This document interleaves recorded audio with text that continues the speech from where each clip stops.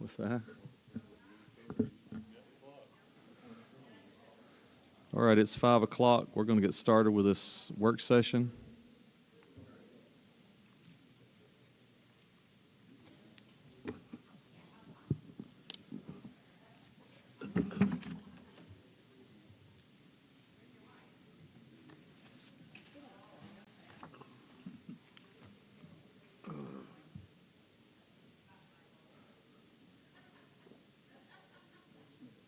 Looks like we're all accounted for. Mr. Tullis, if you want to get us started with our Q3 goals.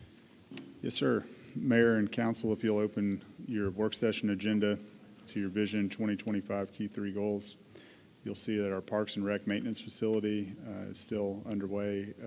Paving and finishing the interior is all that remains on that facility. Host Rucker Boulevard redevelopment meeting, that is complete. City Hall is substantially complete. There are some punch list items, but we had the ribbon cutting on there, and I don't anticipate any major issues. Phase 5 street resurfacing, substantially complete. Again, going back over there and reviewing all the streets through quality assurance to make sure that we got what we paid for, but all the streets are paved. Select and budget for Phase 6 street resurfacing, that's in the budget. And I imagine in the next 30 days or so, you'll have that for you to review, and if you approve it, it will be funded. The quarterly update on customer experience for city services and nuisance properties, both of those are scheduled for the second meeting in September. Old Coppinville agreement is with Enterprise City Schools still. I talked to their superintendent, Giselle Thomas, last week at the budget meeting. And he said that his attorney had come on board, the new school system attorney, and that he would be sending it to him for review and get back to us. So I can't tell you if that's 30 days or 6 months, but it's in their hands. Library study, we have that in the budget for you to contemplate. Complete soccer complex, it is completed. Weeda Street Park improvements are complete. Funding for engineering on the southern bypass, that is complete. And I think tonight, after we go over the agenda, you'll see on your work session packet, we have some folks from Volkert, our engineers, who are working on that project to give you a status update. Outdoor fitness center, that is complete. Airport County Road 606 relocation, that is, has that bid yet, Barry? Is that that project bid? Which one? The County Road 606 relocation? When are they going to start work? Waiting on the grant agreement coming from the FAA. Okay, so I think at the last council meeting, you had the grant agreement for the FAA on your agenda. You approved that. And so once we get that back from FAA, that project will commence. A-Trip project with Shellfield Road, delays on material, that's still holding. We're staying in touch with AlDOT weekly right now. Still looking like October for that material to come in and then work to start. Status report from ESCC on the Workforce Development Center, that was completed at the budget meeting. Main Street lighting project, end of September, material has been ordered. So I would expect by the end of September, next 30, 45 days, we'll have those lights replaced. We're doing that work in-house, if you recall. Phase 1 wayfinding project, still waiting on AlDOT to get final approval on that. Fund the PCI study, that is a budgeted item. Rucker Boulevard connectivity study discussion. Stakeholder meetings with KPS are underway. The two that I put them in touch with today were our police chief and superintendent of Enterprise City Schools. And we are scheduling our advisory committee the first week in September to discuss next steps on that, probably September 3rd. Staff report for options for railroad right-of-way maintenance, that's complete. Delville Avenue, there were some issues, I think, on the grading of the road there. That was patched. And if you notice right now, there's a water project going on, so the street's being torn up in different sections, and there's a detour. So I've asked Glenn with Polly to go back and make sure that on the quality standpoint that we don't end up with another situation like we had with Edward Street during the water line replacement. If you recall, right in front of the courthouse, they had put the water line back in the street and torn it up, pretty much all the way down Edwards. And I think the condition that they left that road in when the contractor left was probably, I think everybody up there got a phone call or two about the condition of the road. So I want to make sure that doesn't happen again. 167 in Salem update. I talked to Aaron White with AlDOT today. Their construction team has been delayed. I think they put out a social media post on the 167 project that was going to be back underway. They know that area that Councilwoman Rich brought up along Salem Road and 167 is substandard, and they have not had the contractor come back to mobilize to fix it. So I drove it today. I think Barry Mott drove it today. It's still not in good shape. I don't have anything other than an apology from Aaron White and their construction team. Update on green space on College Street Old Junior property. I will have something next week from KPS on that. I know Councilman Goolsby's talked about that. They're going to present 3 or 4 options about what that space could potentially look like or be used for, kind of give that to you to see what direction the council would like us to pursue. And I think that's it. Are there any questions or comments on your Q3 goals?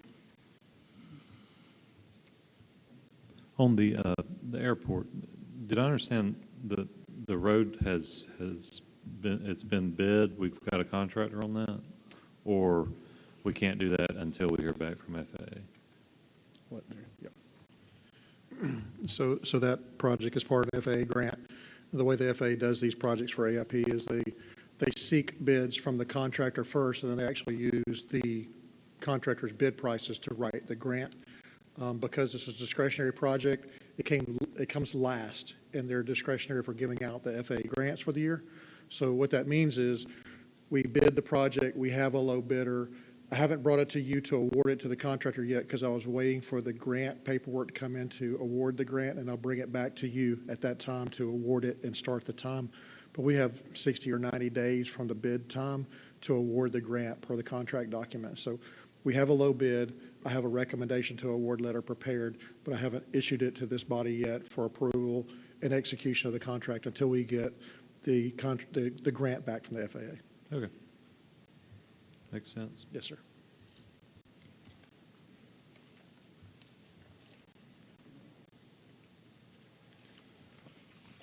All right. And nothing else. Is there any other questions? Okay,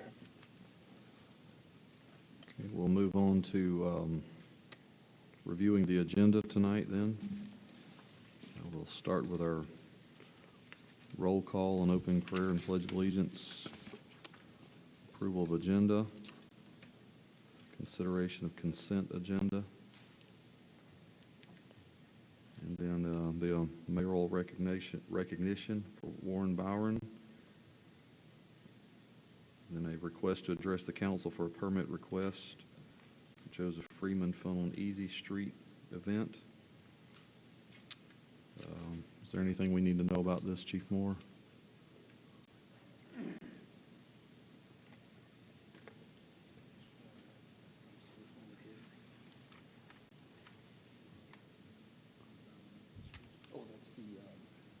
No, sir. It's same as we do normally for Oktoberfest and others. Joe Love or Joe Freeman's asked to close it down to have like a gathering, the locals, and having music and everything else. We've got a plan. We've got people to back it up. We've got officers to cover it. So I think we're in good shape. Okay. Just a general question. When we close down Easy Street and College Street, are we checking with the merchants and seeing what impacts? I know it's not necessarily in your purview. Yes, sir. Chief, but When we do talk about that, I actually reached out to a couple of the owners when we have, just curious if when we have these events, does it do worse or better for their business? Most of them that I've talked to have said it does substantially greater for their business. Yeah, that's what I assumed. So it brings them more. We work with them of, hey, just to give you an idea, we're going to close this street. Yes, sir. Main Street does it. Tammy reaches out sometimes too. So, Okay. yes, sir. All right, thanks. Just seems like we're shutting down Easy Street a lot more than we used to, which is great. I think that has a lot to do with the ease, it's easy to close it down because it's a one-way. Right. And that parking lot right there works out really well, where everybody can still get around Mhm. Edwards, Lee, and it's a big parking lot, and everybody enjoys using it. Yeah, I just want to make sure we didn't have any blind spots there. Thank you. All right, then we'll have privilege of the floor and staff reports, and then we'll go into old business. And tonight, we have a public hearing and consideration of ordinance for a rezone. Hey, so I think that first one, the rezone to, from R2 to RT, I believe that's going to be asked to be pulled from the agenda. Is that correct? Yes, sir. Council, the agenda item for the rezone from R2 to RT, the landowner developer has asked that to be removed from the agenda, stating that they want to be good stewards of the property, and they understand that the neighborhood is not in support of that RT zoning. So they've requested to remove that from the agenda. Okay, and so what about the second one for that same group, They will continue with that request for the R2 to R3 zoning. all right, is there anything we need to know about that particular one, or? I think Barry Mott has our city engineer. He can fill you in more on that. Yes, sir, I've got some comments. I think you all received a petition that was sent to you, but also doing some more due diligence. We met with some of the property owners from the Becky Lane area. We met about, I guess, a handful of them, 2 handfuls of them, came to City Hall after hours, and I have some of their concerns, but if it's okay with you, sir, I'd like to wait till we have the public hearing, and maybe the first part of that, if you could ask for staff recommendations or updates before we let the public speak. I think I can get a lot of that on the table in a timely manner to do that, but I'd like to do it during public comment or public hearing, sir, if that's okay. All right, sounds good.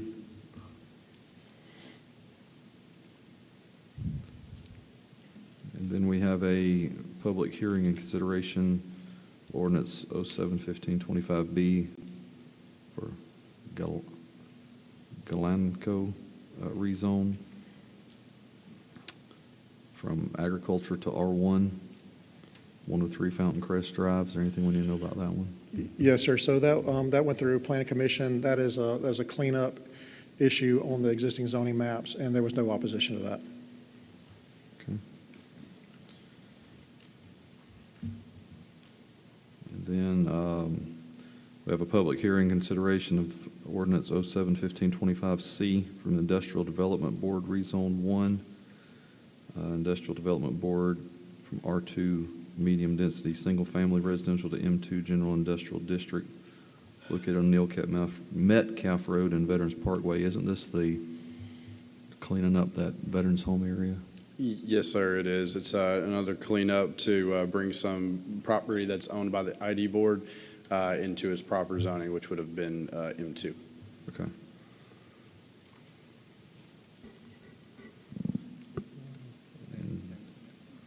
And council would be the same with the next one. Same It'd with be the next cleaning one. up from R2 to M2. Okay. Any questions on any of those? I just kind of went through that without asking. All right. Then we have a public hearing consideration of ABC license request for Los Hermanos Mexican Restaurant at 4 North Point Parkway. And under new business, adoption of FY 2026 transportation plan.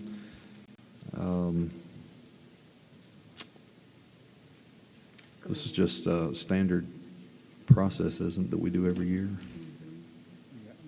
We do this every year. State statute requires it.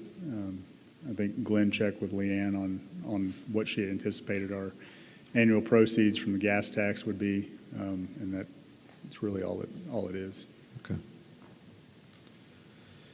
And then we introduce Planning Commission recommendation. So we'll introduce recommendation for the record. Following recommendations for Enterprise Planning Commission, they made a recommendation to deny requests by Church with You to rezone 2.69 acres from M2 to institutional district. They also made a recommendation to deny a request by Church with You on 0.96 acres from M2 to institutional, and a recommendation to approve a request by Blake Rice BSI on behalf of Crossroads LTD to rezone 5.15 acres from B1 General Business District to R5 Multifamily Residential District on 507 Glover Avenue. And so we will introduce those ordinances for public hearings to be held, and I guess you have some information for us. Well, I know that everyone on the stage probably received multiple emails or phone calls regarding the Church with the U rezone. I think their pastor's here with us today. Eric, are you still? Yeah. You want to come on up? I'll call you up. So Eric met with the mayor and I think he's had some conversations with Barry Mott. But in looking at this, one of the staff recommendations on this that I think encouraged the planning commission to deny the request was that it was spot zoning. And so if you look at the map, you don't want to do island or spot zoning. That's bad practice. And so, but why is the other land around it M2? And when we did a deeper dive, 2 of the parcels are owned by the ID board, but have our city parks and facilities on them. So like Warren Field is on one of those. Our tennis courts are on one of those parcels. And so I don't know what happened over when that was done 30, 50 years ago. I don't know. But for whatever reason, that land was never transferred from the ID board to the city. But there's a city parcel right in the middle of that is owned by the city. So if we were to get that from the ID board, the parcels that the ID board still owns, and they are willing, I checked with their chairman, to introduce that at our ID board meeting on Thursday, to transfer that to the city could take the entire park, Donaldson Park area, and those other parcels from the ID board and zone it institutional. And the staff would no longer have a reason to recommend denying the zoning because it would be contiguous as institutional. So I just wanted to bring that up as one solution. There's a couple other options on the table that we discussed, but I don't know if you have anything you'd like to add. Well, I just want to thank you guys for taking those phone calls and emails and talking to me too. I mean, I've talked to a few of you on the council already, and look forward to talking to the rest of you guys. But the big thing for us is we're just out of room. Look, we started Church with You in 2014 in the Enterprise Rec Center. Before it looks good. And but that whole thing was from me growing up playing ball. I played ball on all those fields. I played Pee Wee football on those. My son played flag football on those fields and scored his first touchdown on them. So the rec center, it held a piece of my heart anyway. And without the rec center, where we are today wouldn't be possible. And where we are currently beside Little Caesars is, it was great for the time being. And but now, I was telling somebody earlier, people care more about their $7 pizza than they do a kid coming into church. And to be honest with you, this facility, knowing that it's been sitting for quite some time, right next to those fields that I grew up playing on, I can just see a lot of outreach to the people in our community, and what that looks like to love on them and serve them, because I know what it's like, and if you have kids, you know what it's like too, to be at the ball field till 9 o'clock, and you don't eat dinner until 9:30 or 4:25 before you go. And I'd love to serve our community in that way too, and being right there in that proximity, I think that gives us that option. So I appreciate the city too, from the standpoint of having those conversations, and Mayor Cooper being willing to sit in there and figure out how we can work this out to where we can both to where we are able to have church in a space that we desperately need, but it also abide by how the city sees fit to use those parcels around that as well. So thank you, guys.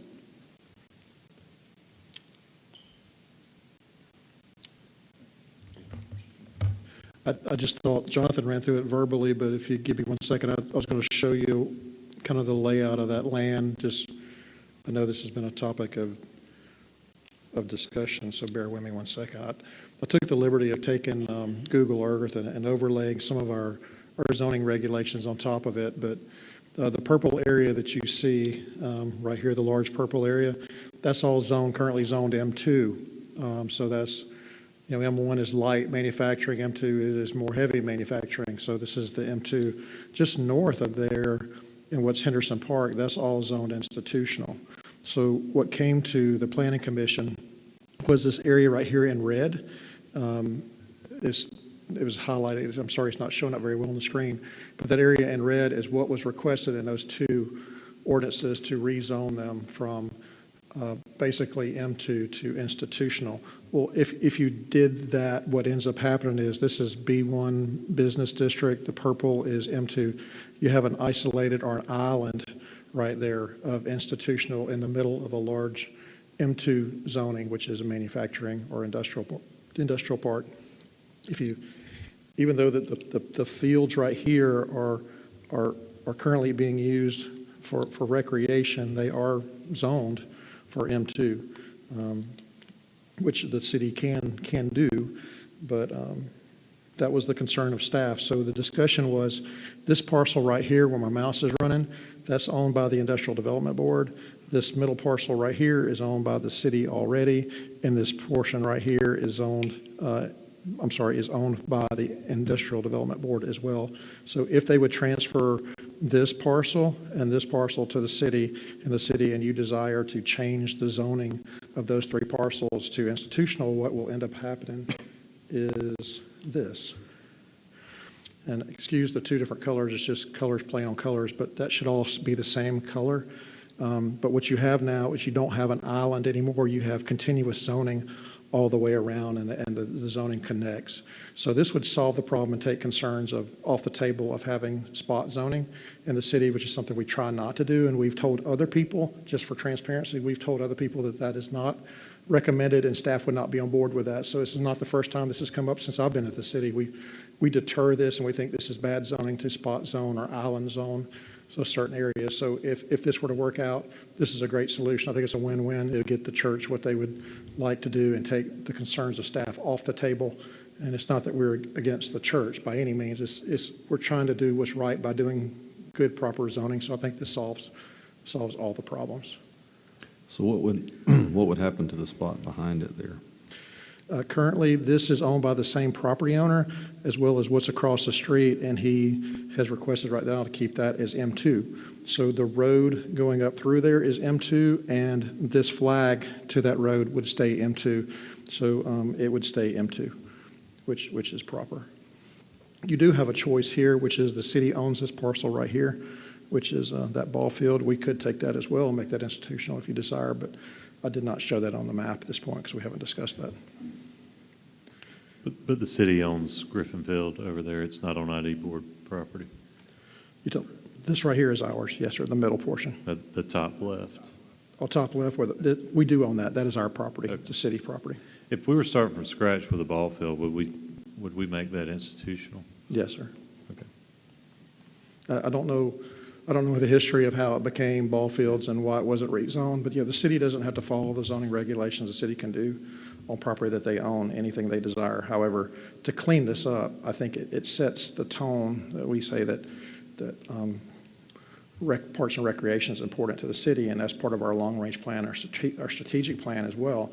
This sets the zoning for those areas that are currently being used for ball fields to be institutional. It would take a rezone to take it and make it anything else. So it solidifies the use that is currently being used for now, but it also takes the concerns of staff off the table for the Church for You development, for it not being a isolated spot zone out in the middle of an industrial park.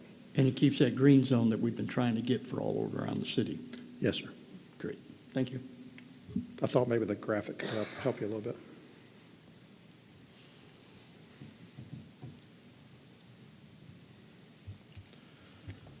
Okay, so tonight we will just be setting the public hearings for these rezonings for the regular meeting schedule for September 16th.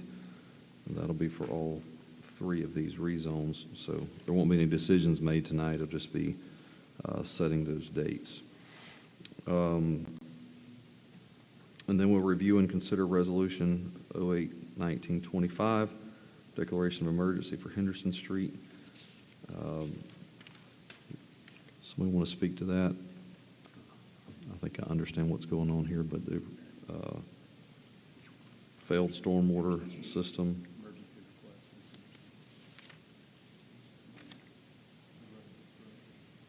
Oh, I'm sorry. It's been a long day. I apologize. So as y'all know, and you received an email from me about a week and a half ago, we had a failure of the storm system right there by Bates, downstream of Bates Stadium on Henderson Road. Well, and doing the investigation, we did run cameras up there, and the good thing is the pipe and the integrity of the pipe, we had lined that pipe back some time back, and the PVC lining, it did exactly what it should have done. It held the structure together, and it kept that road from failing, which allowed cars to pass over it. However, to fix it, my recommendation at this point is to take that entire pipe system out and replace it. And that runs up into Bates Stadium as well as coming across Henderson. So to do that, under normal circumstances, we would take that project and put together bid plans, and we would put them on the street and advertise it for about 30 days and then take bids. And you're talking 90 to 120 days before we'd ever get a contractor out there to do this. However, in my opinion, this is a matter of public safety, and I think that this project warrants it to be an emergency situation, which you do have the legal authority to state this as an emergency situation, and that allows staff to go out and get prices and not have to follow all the bid laws that we do under typical public works. So I've run this by the city attorney, and she concurs with this approach. So asking you tonight to declare this project as an emergency situation so that I can move forward. I believe that we could have a contractor started on that project within the next 2 to 3 weeks and have this thing buttoned up in maybe 60 days, 90 days, have it completely done. So cut the project time in at least half to do this, if not a third of what it would do to go through the normal bid process. Any questions on this? All right, then we have a request to authorize the mayor to execute mutual aid agreement between United States Army Garrison Fort Rucker and City of Enterprise to secure for each the benefit of mutual aid between Enterprise and Fort Rucker Fire Departments in fire prevention, protection of life and property from fire, and firefighting to include emergency services, hazardous material containment and confinement, and basic advanced life support. We keep a mutual aid with Fort Rucker, as you guys know. I think this is more cleanup going back to Rucker because we just signed another one not that long ago for Novacell. There's nothing remarkable about it other than the fact that we need those for. Well, yeah.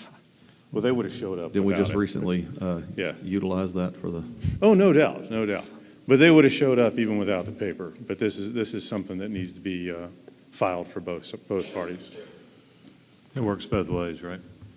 We would respond to something out at Rucker also, right? Without a doubt. You've all been clear that you're big believers in that. You know that I am. So, yes, hands down. Somebody calls, we help. All right, then we will have the mayor's report, council member comments, and adjourn.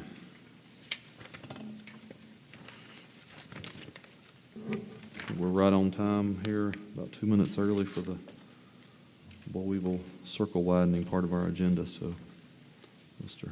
Tullis, Mr. Mott, y'all want to? Yes, sir. So thank y'all. As part of our strategic planning and the long-range plan for the city, you stated that one of your initiatives was to drive development and business to the south and to the western portions of the bypass. Those sections of the bypass, as we all know, are two-lane roads at this point. Everything coming in from the Dothan side, so west and a little bit south and all the way around north to 167 on the north side are all four-laned, and all that area is pretty much developed around that portion of the bypass. So looking at the areas that are not developed, what are some of the things that we could do to aid and help development and growth on that side of the town? So one of the initiatives was what would it take to four-lane that section of road or to widen the bypass? So part of that was it's the chicken or the egg type thing. We can we can wait for funding to come available and then do the design, or do we step forward and bring a design firm together to get the plans done and have, so we know what an actual schedule, project, and cost would be for this project. And that's what we've done. So I brought to you, we did a selection, and at my recommendation, we picked Volkert. Volkert is, they're known for many things, but they're especially known in the state of Alabama for transportation, surface transportation, and airports too. I've worked with them for a long time in the consulting world. They're very well known. They're very highly respected, and this is right in their wheelhouse. So reaching out to Hank Eubanks, he's here with us tonight, and asked him to give you a update of where we are currently on this project and kind of a timeline moving forward so you would see some of those milestones. So with that, I'm going to turn it over to Hank, and we'll both come up and answer any questions you have. Thank you. Great introduction, Barry. We are pleased to be part of this project. I know Volkert in this area of the state is not as well known as a lot more of the local firms.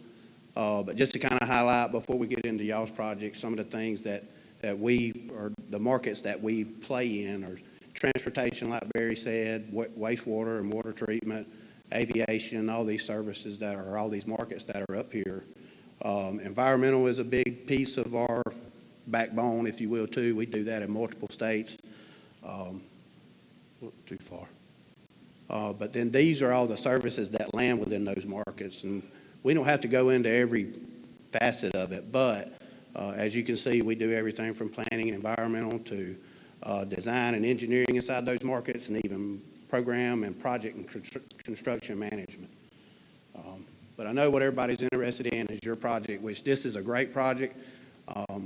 I know, like Barry was saying, everything on the opposite side of this part of the bypass is already developed, which means adding this additional 2 lanes to this side of the circle will help do that, be that economic driver for that growth. It's proven because it's already there. You see it on the other side of town. So, like I said, these are the kind of projects that Volkert really does well with. We have great relationships with the DOTs and with the municipalities that we work with. But this particular project lands right in our wheelhouse. And the scope is relatively simple. What you have now is an existing 2-lane road that has opposing traffic right next to each other. This would be the addition of 2 additional lanes, making it a 4-lane divided highway situated between US 84 and State Route 27. Also, as part of that scope, there is a bridge on that end of the bypass.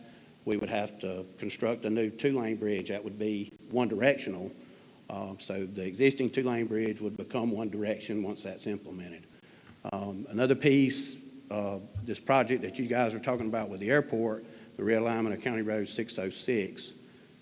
We are working with Barry and y'all's design partners at the airport to implement that connection to the design that we do for the additional 2 lanes.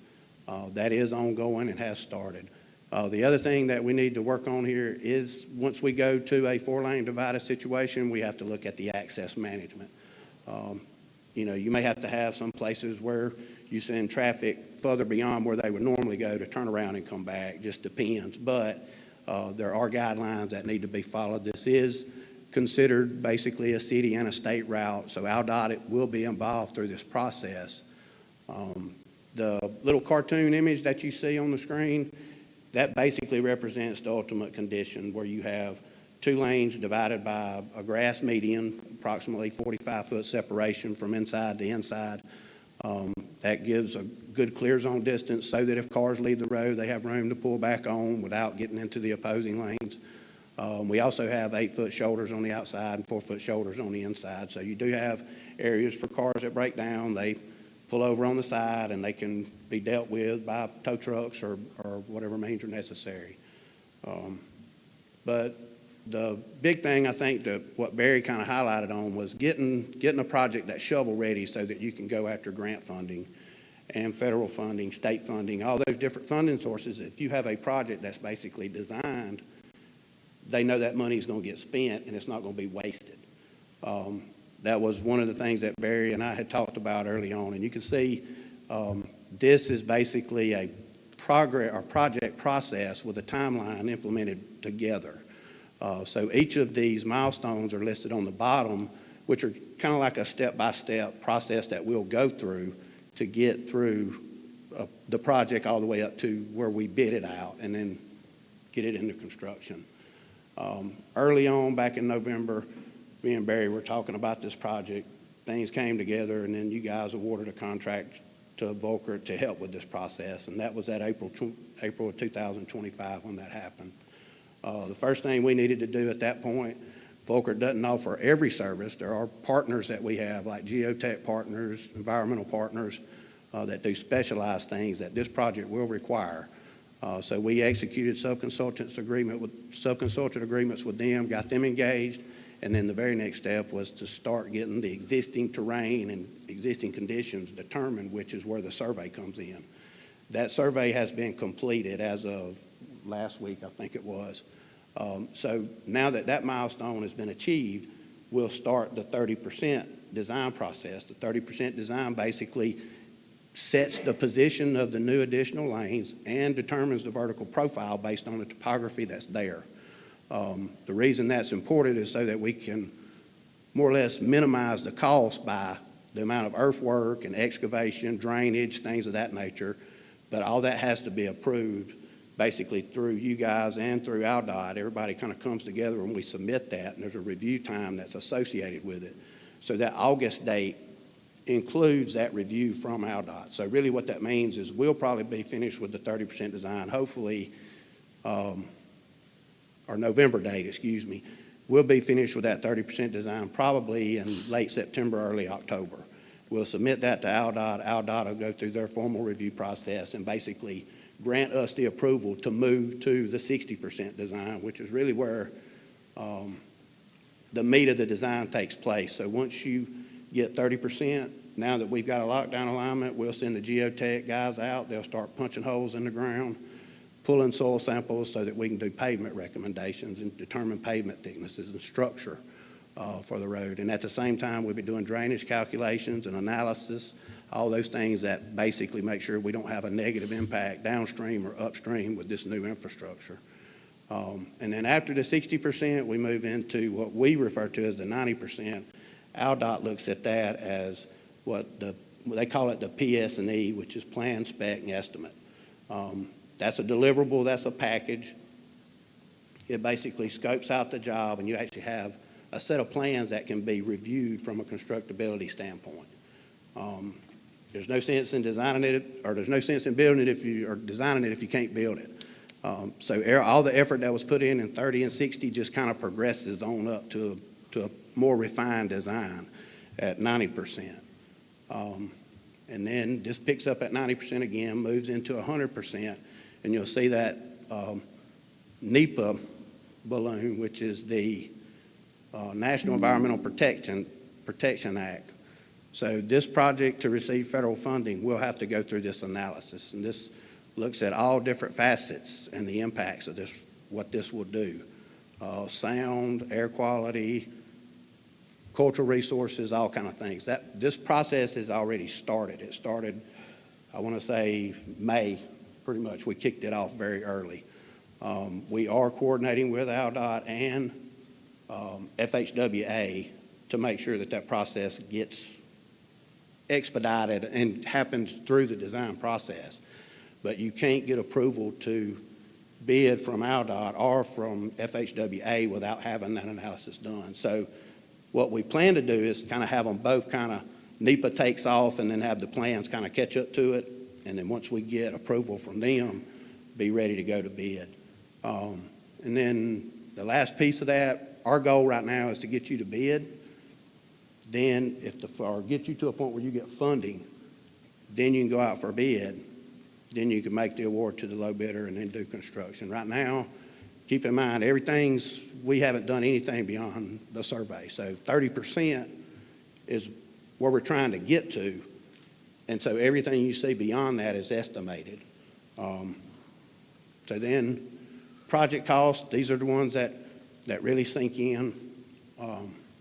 Pre-construction cost is everything that I basically talked about already. That's everything that's under contract that you guys are handling now.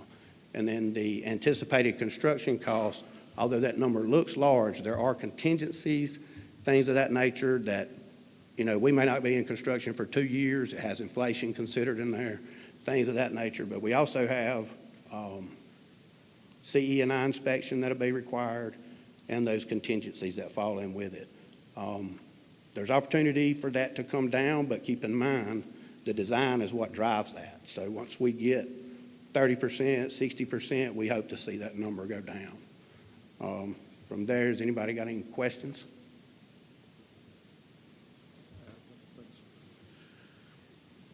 Gentlemen, I want a couple of things here just to point out. And I think Hank hit on, but I just want to make sure that you heard it.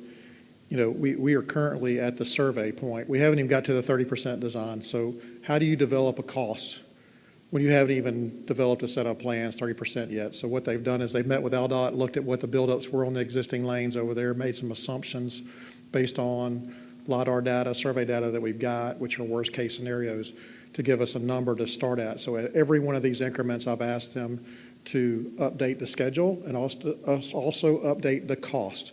So every time you see this, when we get to a 30% design, we come back and give you an update at 30% plans are approved, you'll see an updated cost and schedule. So you'll be able to track this continuously as this project goes on.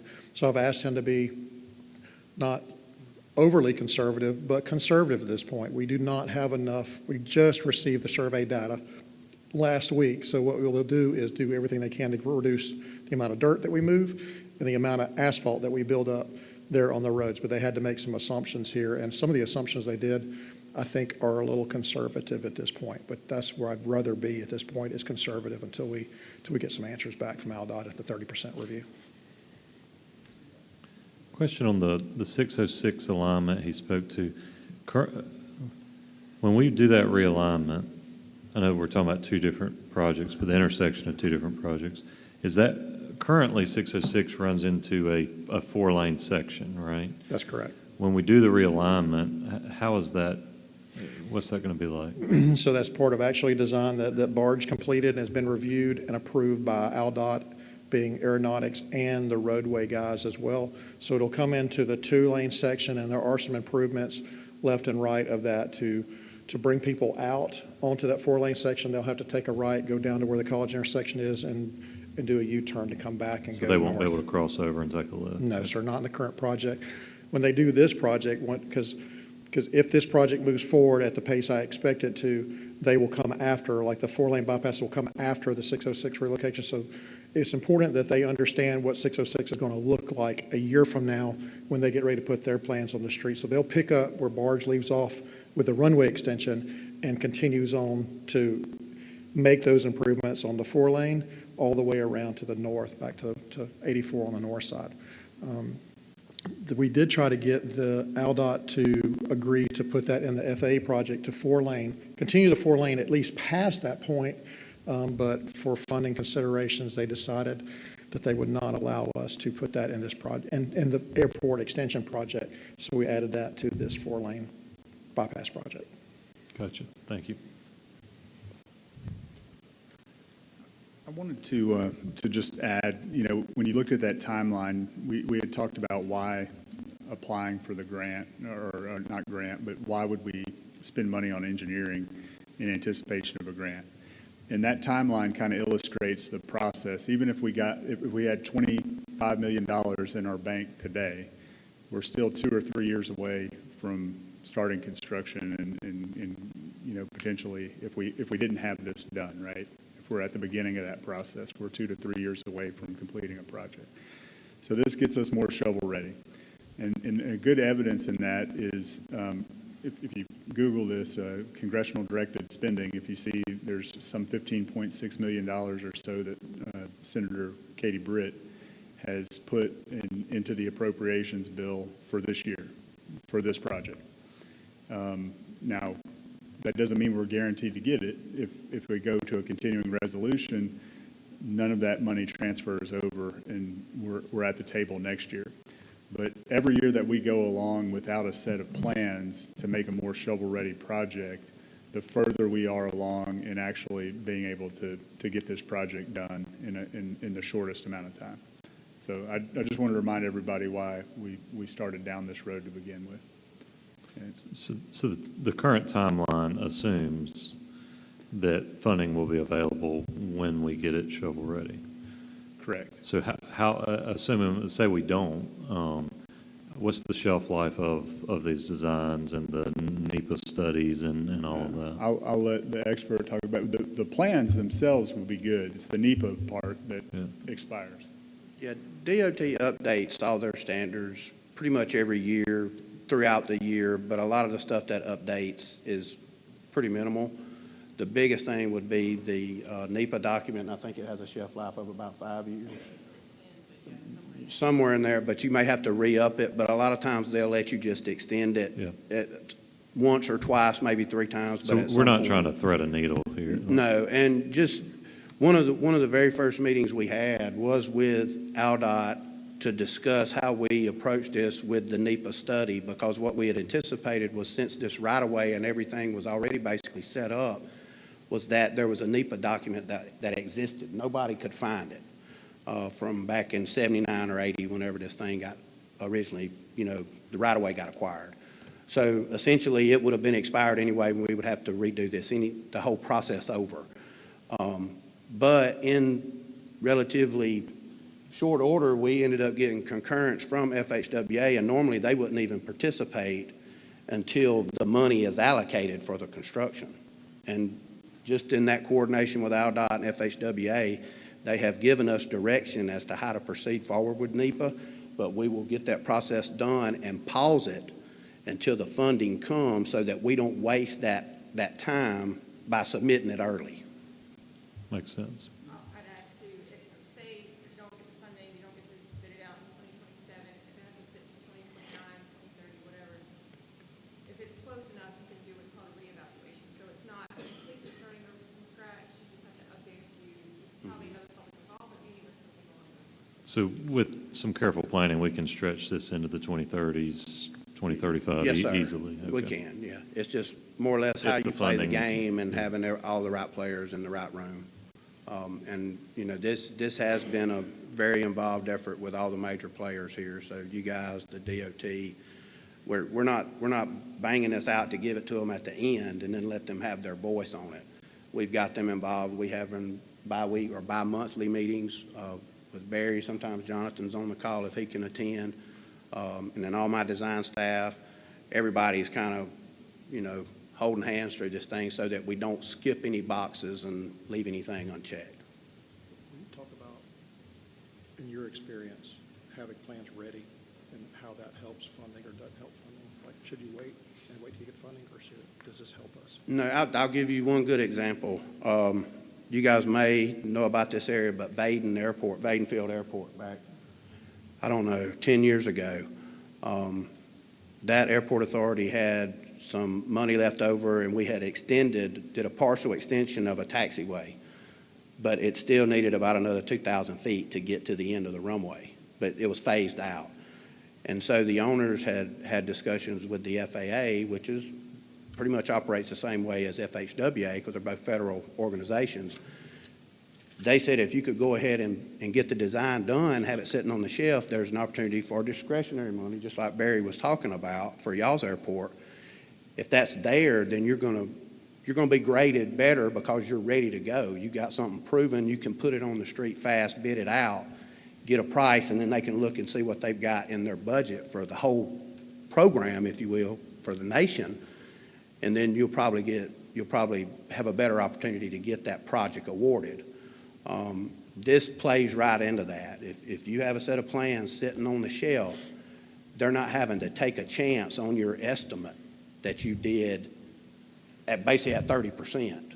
You know what I mean? With some preliminary efforts, you've gotten enough design to actually quantify the job and then validate the job and make sure that it can be constructed what you're asking them to give you money for. No environmental issues either. Yeah, and all the environmental work's done, all the permitting's done, all those boxes are checked. You're not, if you run into a project that needs a NEPA study that takes 2.5 years, you got a design ready to go, but you're just waiting on the red tape to approve it.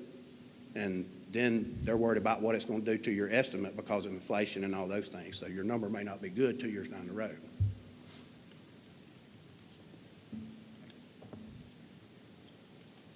Thank you. Any other questions for us?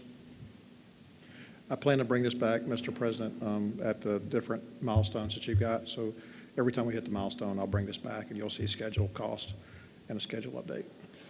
I'm just going to say it never ceases to amaze me how long it takes to get something like this accomplished. Understood? I like to make decisions and see it happen.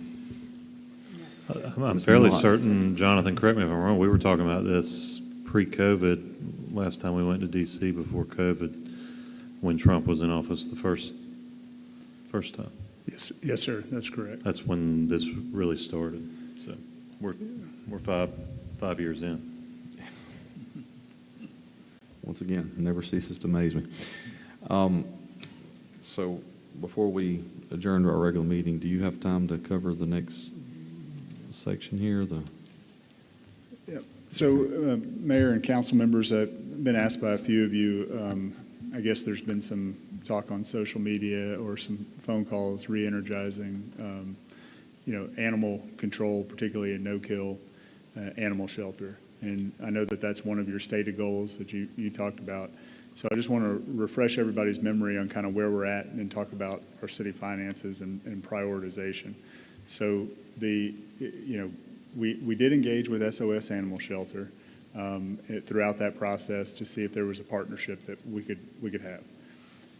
As recently as maybe 3 or 4 months ago, Bill and Joe Brooks wrote back and said, hey, we're not ready yet to have that kind of a conversation.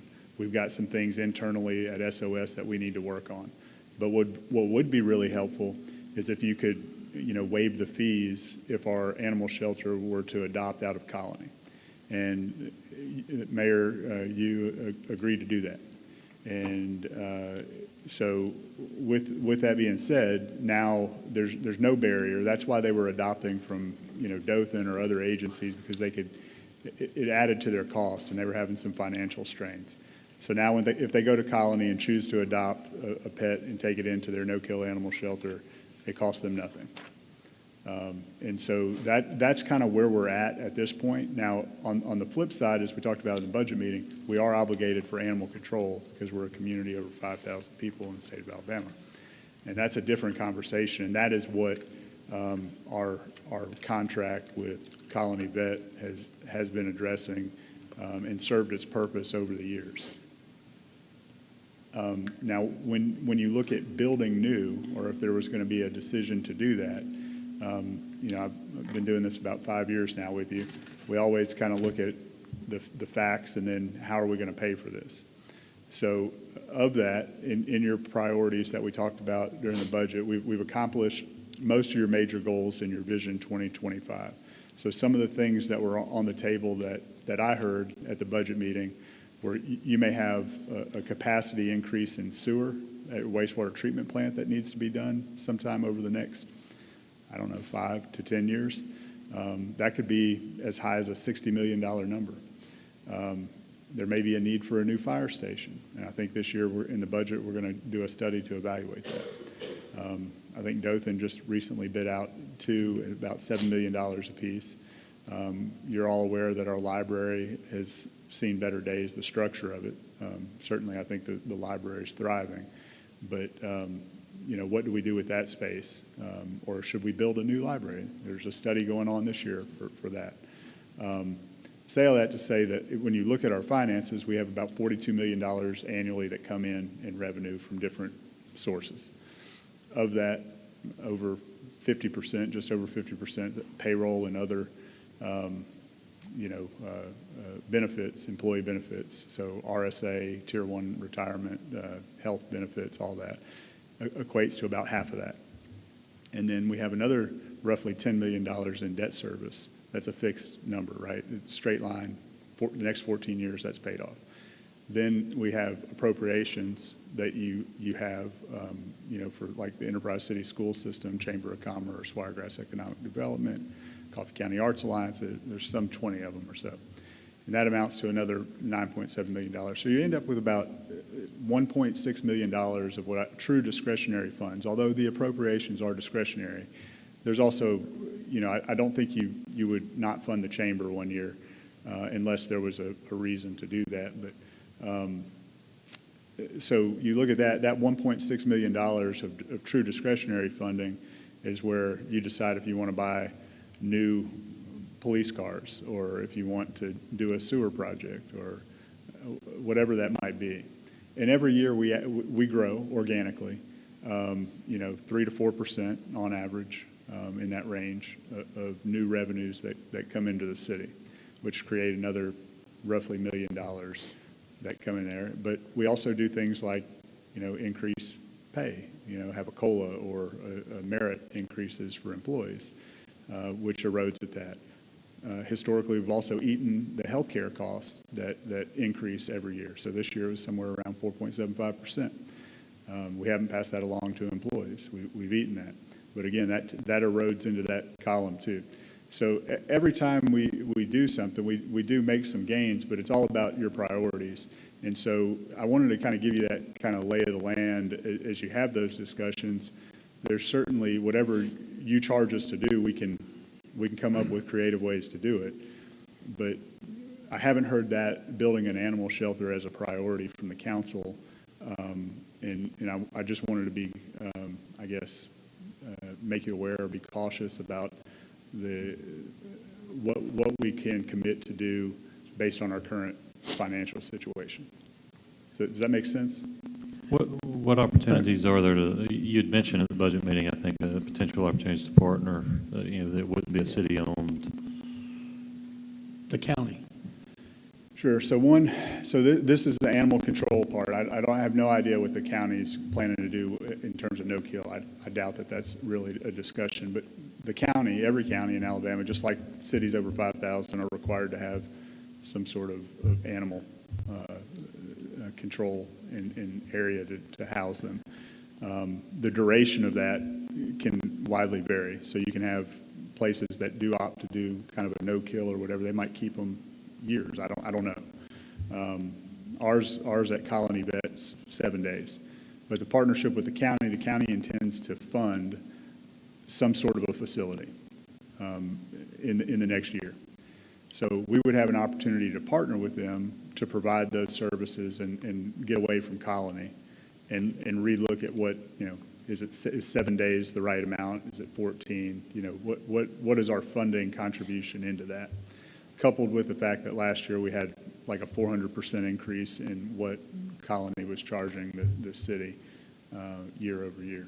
So that would be one option to consider about how we move forward.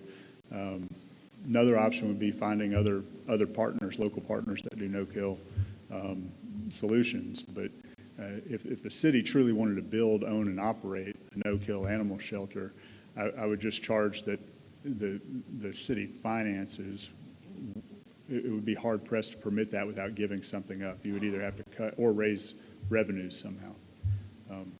So that short Yeah, answer. ultimately it comes down to priorities, right? I think we probably are all animal lovers. I've certainly got 3 pets myself. But it's this intersection of our priorities, our ability to fund, our human activity, our human services first, and then it would be nice to, I think it is on our maybe 10-year kind of aspirational vision to maybe one day have a no-kill shelter in town. That doesn't necessarily mean a city-owned facility, but I think it is something that we all agree would be nice to have.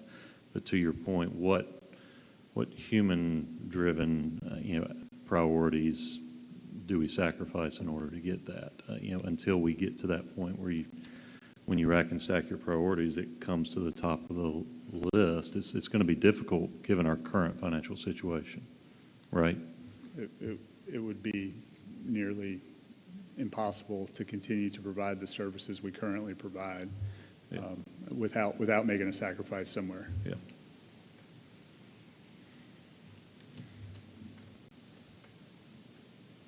That's everything I've got for you. Is there anything else you'd like an update on? I don't think so, and it's 5:59, so we're right here on.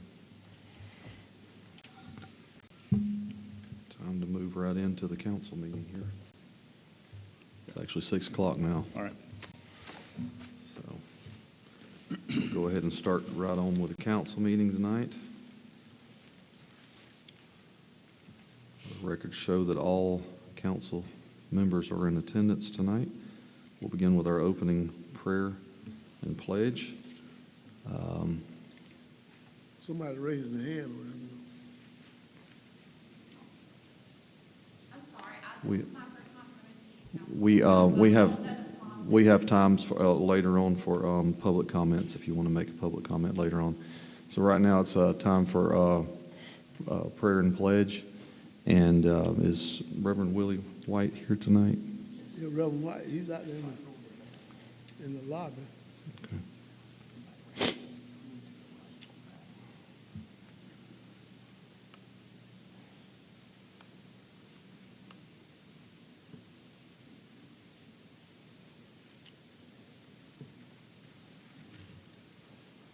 There it comes.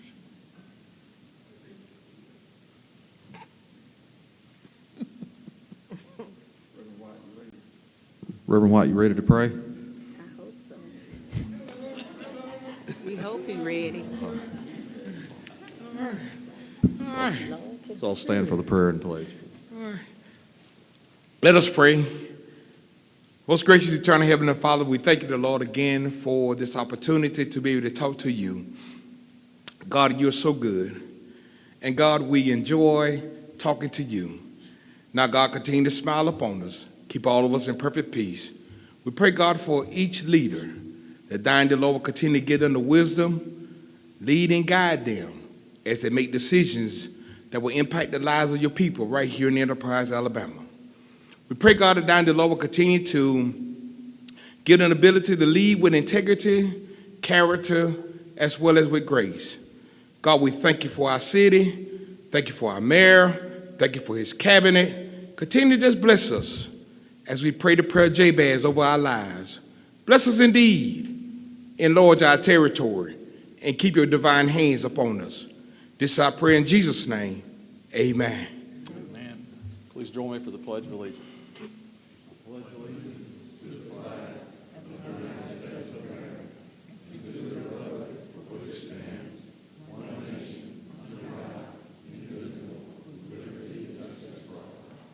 Thank you.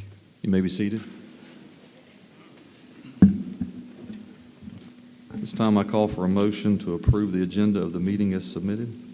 I move to approve the agenda of the meeting as submitted. Second. Do we have a second? Point of order there. I'd like to introduce a motion to approve the agenda being as submitted with the deletion of the first item on old business. Oh, yes. The public hearing consideration of ordinance 071525. We were requested, and I believe we agreed with, to remove that item. Thank you for reminding me. Thank you. Okay. So, call for a motion to approve the agenda of the meeting as submitted with the deletion of the public hearing and consideration of ordinance 071525. So moved. Second. All right. Let me just go ahead and stutter tonight on my first night doing this. It's been moved, it's been submitted, so all in favor, say aye. Aye. All opposed, same sign. All right. The agenda has been confirmed. So now we will consider the consent agenda. All matters listed within the consent agenda have been distributed to each member of the council for review, are considered to be routine, and will be enacted by one motion of the city council with no separate discussion. If separate discussion is desired on an item, that item may be removed from the consent agenda and placed on the regular agenda by request of the member of the city council. Call for a motion to approve the consent agenda as presented. I move to approve the consent agenda as presented. Second. All in favor, say aye. Aye. All opposed, same sign. Consent agenda is approved. All right, at this time, we will recognize Mayor Cooper, who will present a certificate to Warren Byron in recognition of his recent induction to the Alabama Sports Officials Hall of Fame. I believe Blake Moore is going to assist him tonight.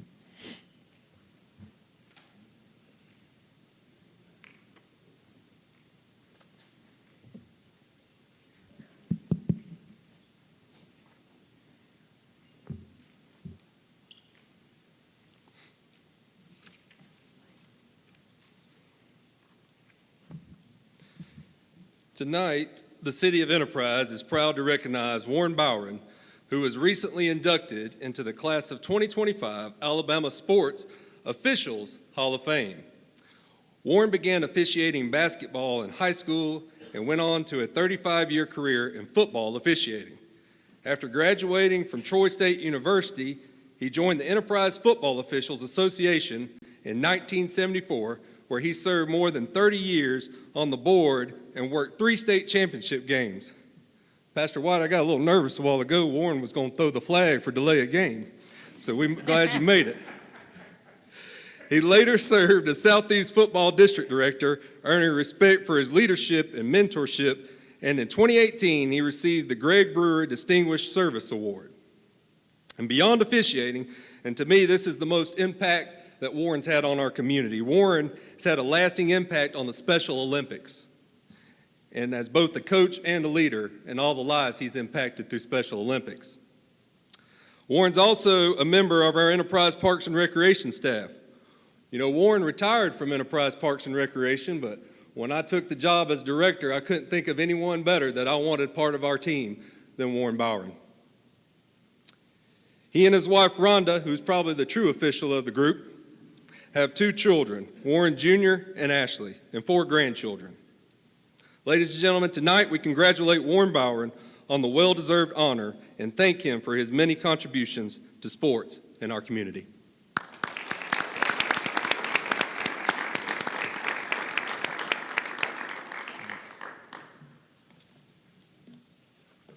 We have, come on up. We have here a certificate of achievement. This certificate is proudly awarded to Warren Bowron in honor of his introduction into the class of 2025 Alabama Sport Officials Hall of Fame and recognition for more than 35 years of excellent and officiating leadership and mentorship. In witness, therefore, I hereto set my hand and cause the seal of the City of Enterprise to be affixed this 19th day of August, 2025. William E. Cooper, Sr., Mayor. Congratulations, Warren. Thank you so much.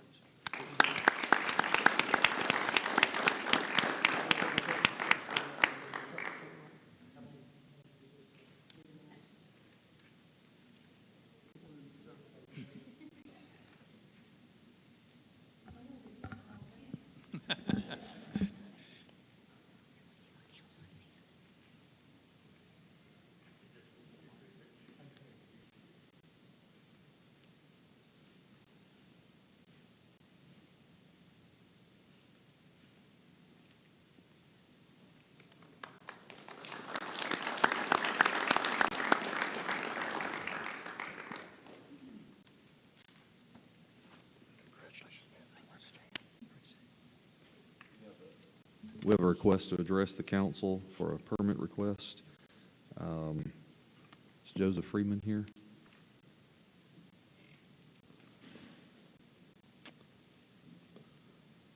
So there's a request for a permit for the following event, Fun on Easy Street, 6 to 9 Saturday, August 30th, 2025, with street closure 4:30 p.m. to 10 p.m. With Easy Street closure and a rain date of Friday, August 29th, 2025. We already confirmed with Chief Moore during the planning session. So do I have a move to approve the permit request as submitted? I move to approve the permit request as submitted. Second. All in favor, say aye. Aye. All opposed, same sign. Permit request is granted. All right, this is the time of the meeting where anyone in attendance who wishes to address the council may do so for 3 minutes. If there is a public hearing on the agenda for the topic that you're concerned with, please wait until that public hearing opens to address the council. If they choose, the staff, mayor, and council will respond to your comments during the appointed times later in the meeting. Repetitive, disruptive, and disparaging comments will not be tolerated. If you're found out of order, your privileges can and will be revoked. We do have a couple of hearings on the agenda tonight, so if anyone wants to address the council on anything not related to those hearings, you may do so at this time. Is there anyone that wants to address the council? If you'll come to the podium and state your name.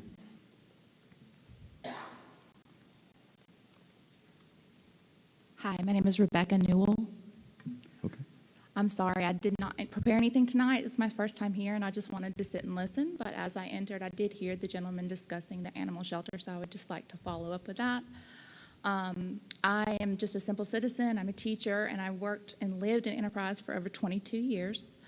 I have spent all of those years working with the local shelters, SOS, as mentioned, and even with Colony Vet. Over the years that I have worked with them, I have seen thousands of dogs be euthanized, including pregnant dogs, puppies. I spoke to a lady the other day who had interest in a puppy at Colony Vet, said she was going to come pick her up the next day, showed up at Colony Vet, and the dog had been euthanized. As I said, I've lived here for 22 years, and I pride myself in the city. I love this city. But we see everywhere from Montgomery to Dothan. They're building a brand new shelter that's city funded. We have Ozark and even small town Elba, which has, obviously financial strains as well, that have made funding available so that the city and the people in the city can have access to adoptable animals. The problem with Colony is when you go, they're not accessible to see. Now, I personally have worked with them and rescued over a dozen dogs there myself and been told as I was picking the dogs up, if you don't take them, we're going to put them down. I didn't know what the dogs looked like because I couldn't see them. I told them to bring them out to me and I would figure something out, and I have over the years. So as I've spoke to people in Enterprise and just citizens around and about, they really are interested in us having access so that people can go into a facility, see animals that are available for adoption, and to adopt. I started a petition online with several other people, and there are over 300 signatures from the citizens of Enterprise, and it is rapidly growing with lots of interest. So there is a deep interest in Enterprise from the citizens, and I would love to see, after 22 years, for Enterprise to step up and be the city of progress that it claims to be. I understand that funding is an issue, and I completely, I know that it has to come from somewhere, but I would love for us to be the city of morality as well. We have a new art studio or a new art facility. We have parks being redone. We have downtown being redone consistently. I think y'all just redid the building, like for the police department, all that as well, and the waterworks. So money is out there, and after 22 years, it's definitely time for us to put some money into this issue as well. And the city of Enterprise and the people of Enterprise agree. So I'd like for y'all to, maybe it can't happen this year, maybe not in the next 2 years, but at some point, make that a goal and let's get that done. Thank you. Thank you. Is there anyone else who would like to address the council tonight? All right, do we have any staff reports?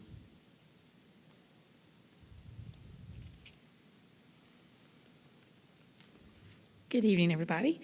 I have an amendment request for a previously approved street closure for an event for the LA Jeep Nation Roundup Block Party.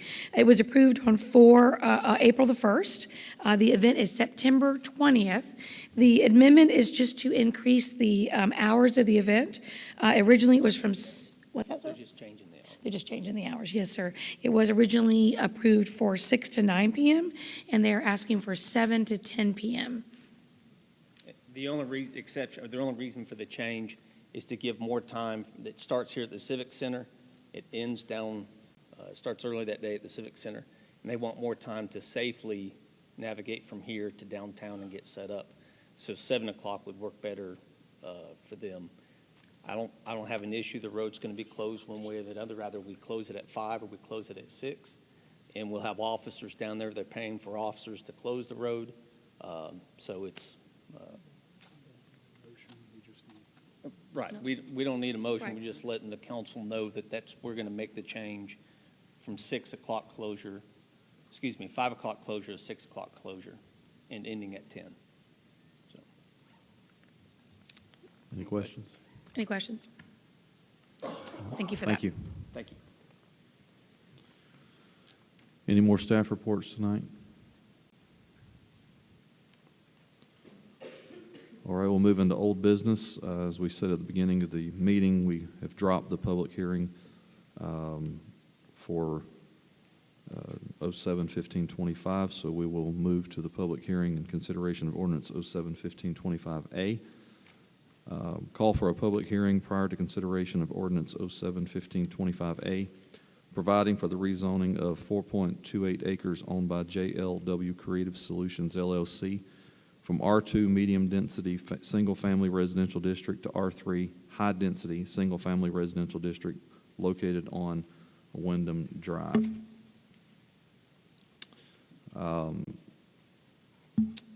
So, staff, do you want to go start this process here? Yes, sir. Give me 1 second to put this on the screen. While you're doing that, I'd like to read the ground rules of our public hearing.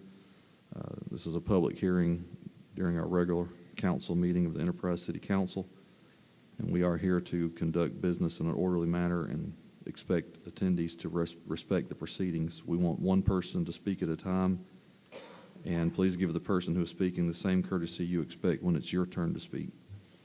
Outbursts from the audience will not be tolerated. If you're recognized by me to speak, please come forward and speak directly into the microphone. Please make sure all comments are directed at the council, as we will be the ones making the decision. Under no circumstances should comments be directed to anyone other than the council. Please attempt to refrain from repeating the same points previously made to keep proceedings as efficient as possible. And after the hearing is closed and council deliberations begin, there'll be no more comments from the audience. So, Mr. Mott. Yes, sir. Thank you. I thought it might be beneficial because we had a planning commission meeting sometime back. I don't remember the exact date.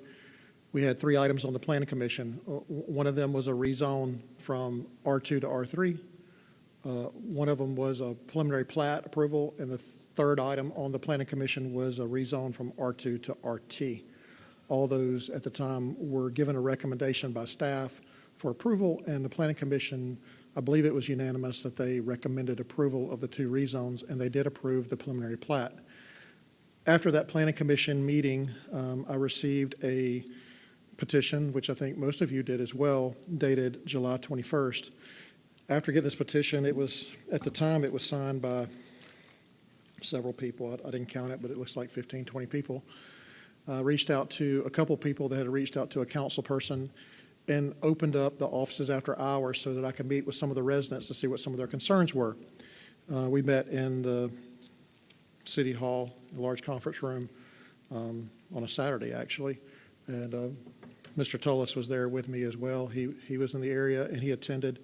And we listened to their concerns, and their concerns was very well put down on the resolution. And I'm not going to belabor this because I think each one of you received this package, but their concerns were regarding water and drainage issues through that piece of property, safety issues with traffic and congested areas, influx of students into the schools, impact of concentrated housing into such an older established neighborhood, demands on the water, sewage system, plumbing. The developer will be receiving any tax incentives. Will be concerned about how quickly the zoning approval will be granted and residents not receiving any notice of timeliness of doing so. I'll tell you, we addressed all of those issues. The influx of students is not a concern of the city council. That's school board. Apologize. Safety issues related to traffic and concerns with water drainage. I explained to them that happens during the construction plans. what we had on the table for us to consider at Planning Commission and what you have tonight for this public hearing is actually a rezone for changing the usage of the property. That's the only thing that we're considering here tonight is changing the use of the property. And there was 2 items on there, one going from R2 to townhouse and one going from R2 to R3. My understanding is, and Thomas has confirmed, the developer is taking the townhouse off the table. They've taken it off the agenda. It's not being considered at all. So we'll focus on the R2 to R3 for this public hearing. The other issues here about water, sewage, all that stuff will be done in construction plans. Tax incentives, that's really not something that we would look at even in a rezone. And the ability for the zoning approval, like for notices, I did confirm that the signages were put up per the state law, and they were put up in a timely manner.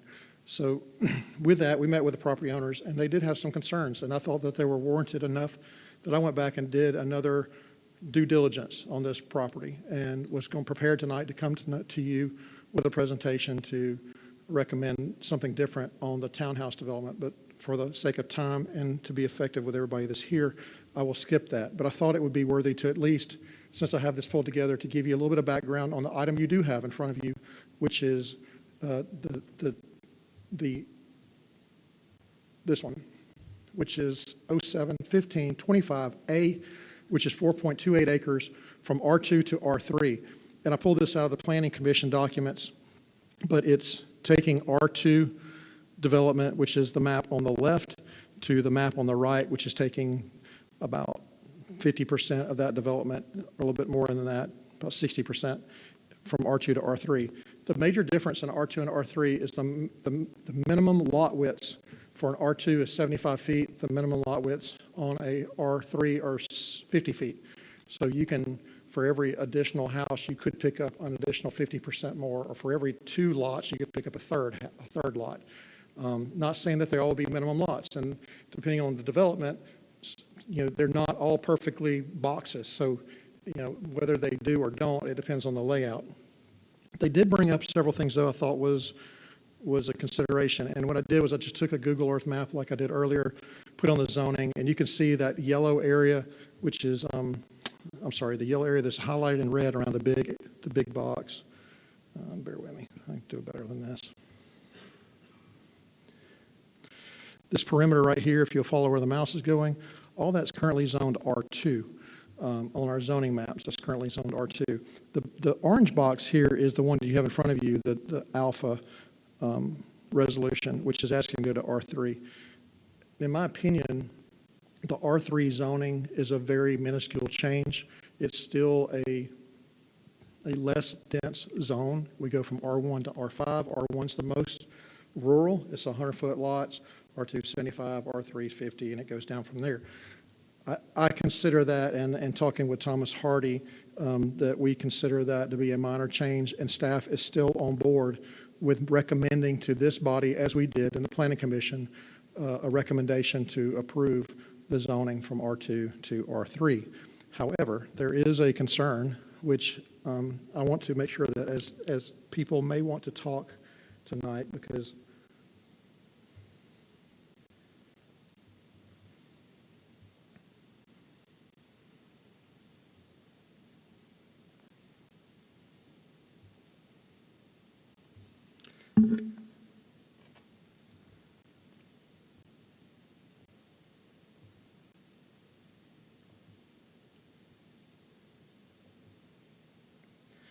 if you see on your screen there, and I'll zoom in just a little bit, I'm going to focus primarily in that orange area. There's a blue line that appeared in Google Earth. And what I did was I reached out online to the Fish and Wildlife, and there are online designated wetland areas that they have determined are wetlands. This is from a national inventory. They're publicized for the people to use. One of the requirements we will do is if this body decides to move forward and rezone this property or not, and they bring development plans, they can bring development plans to our office for an R2 as it is currently zoned. Or if you decide to let it go to R3, they can produce construction plans to bring it to us. But one thing I want to make sure that everybody here was aware of is we do have ordinances in place about building in areas of wetlands. And the developer will have to show us where they have done wetland surveys what the bodies of water would be, where the wetland areas are, and they have to come with a plan for how they're going to handle the wetlands, and that will be done in the construction phase of this project, not in the rezone, which is here tonight. I'll address that, and we'll address that in the engineering department at staff level. But that is a part of the petition. I thought it was worthy to show you, and I did want to show you that that wetland, as they described in the meeting that night at City Hall, does run through the center line of that property. And while it doesn't change the use of the property from R2 to R3, I do acknowledge that that will be a concern of mine personally as we go through the construction plans to make sure that they are current with all of our regulations and what the state requires us to do when we review construction plans.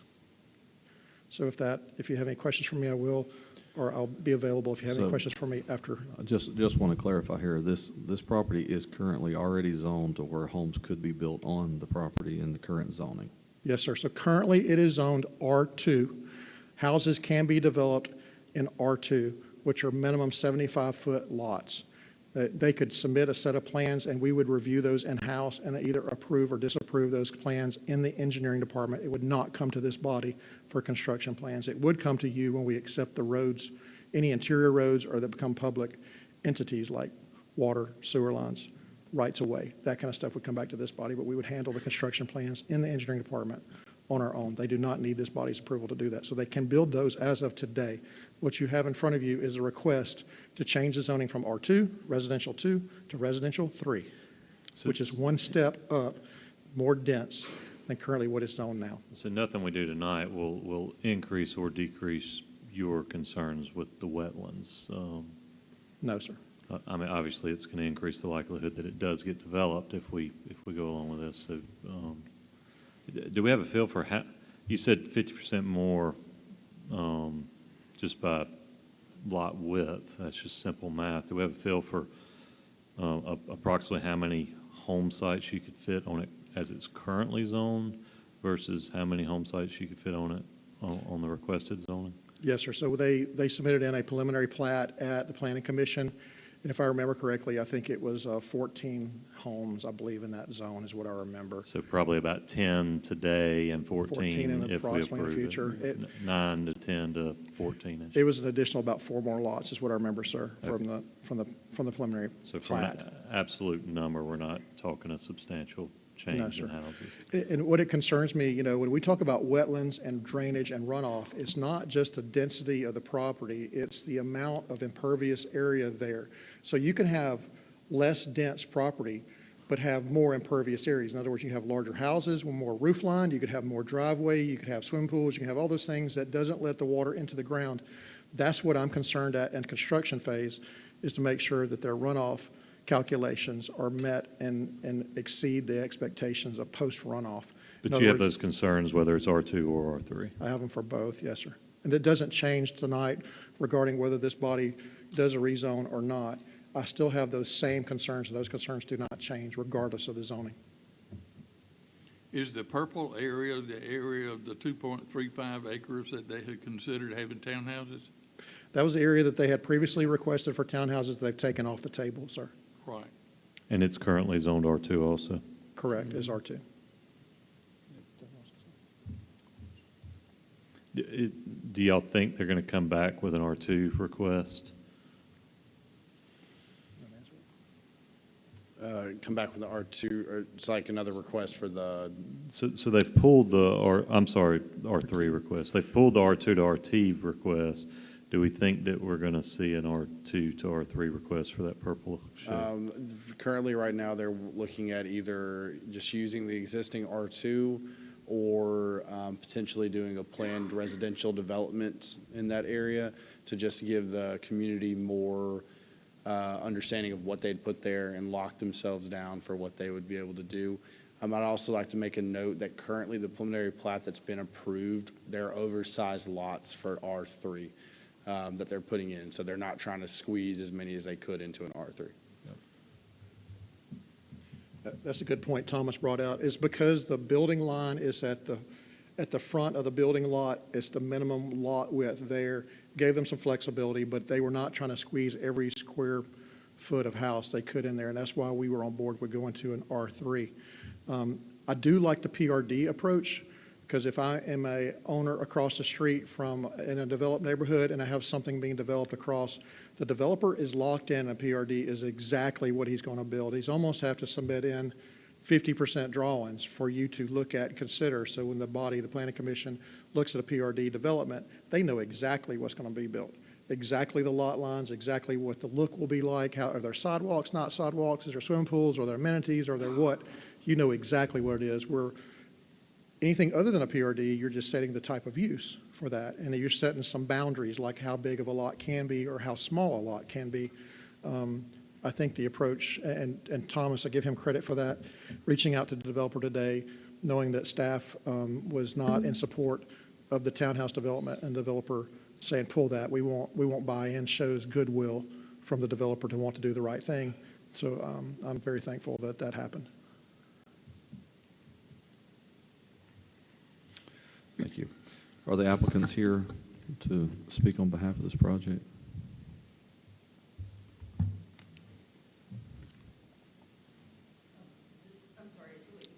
I'm sorry. I said the applicants here to speak on behalf of the project.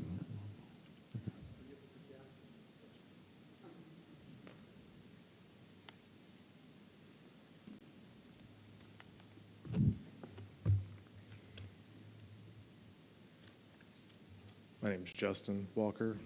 I really came, really just trying to be good stewards of the land here in Enterprise. We bought property. This is like kind of what I do on a day-to-day basis.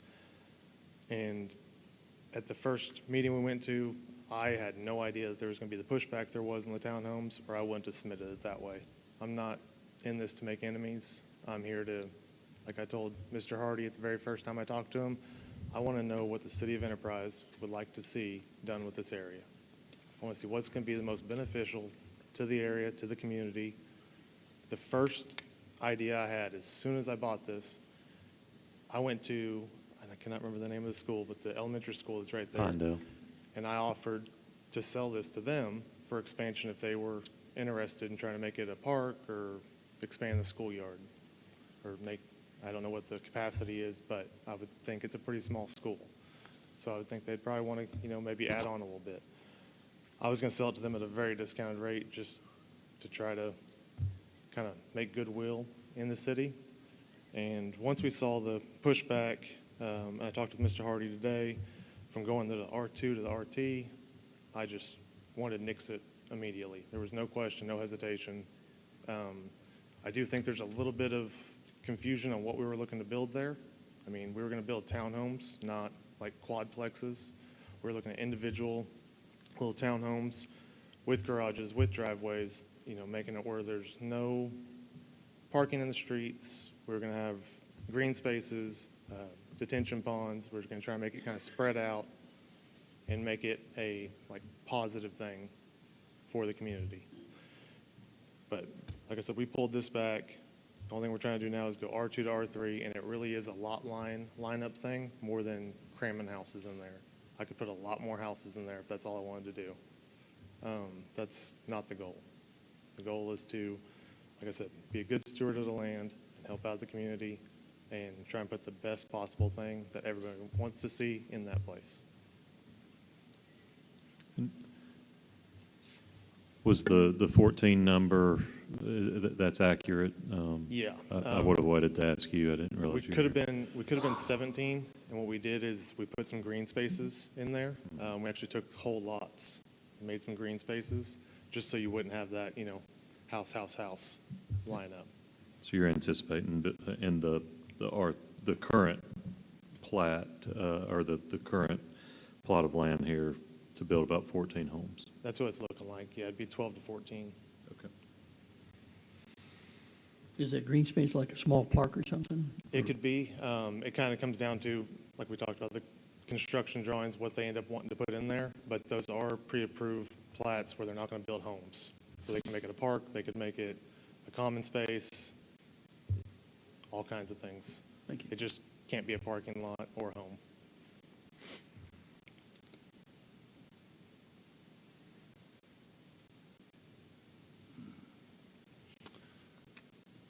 Is there any other questions?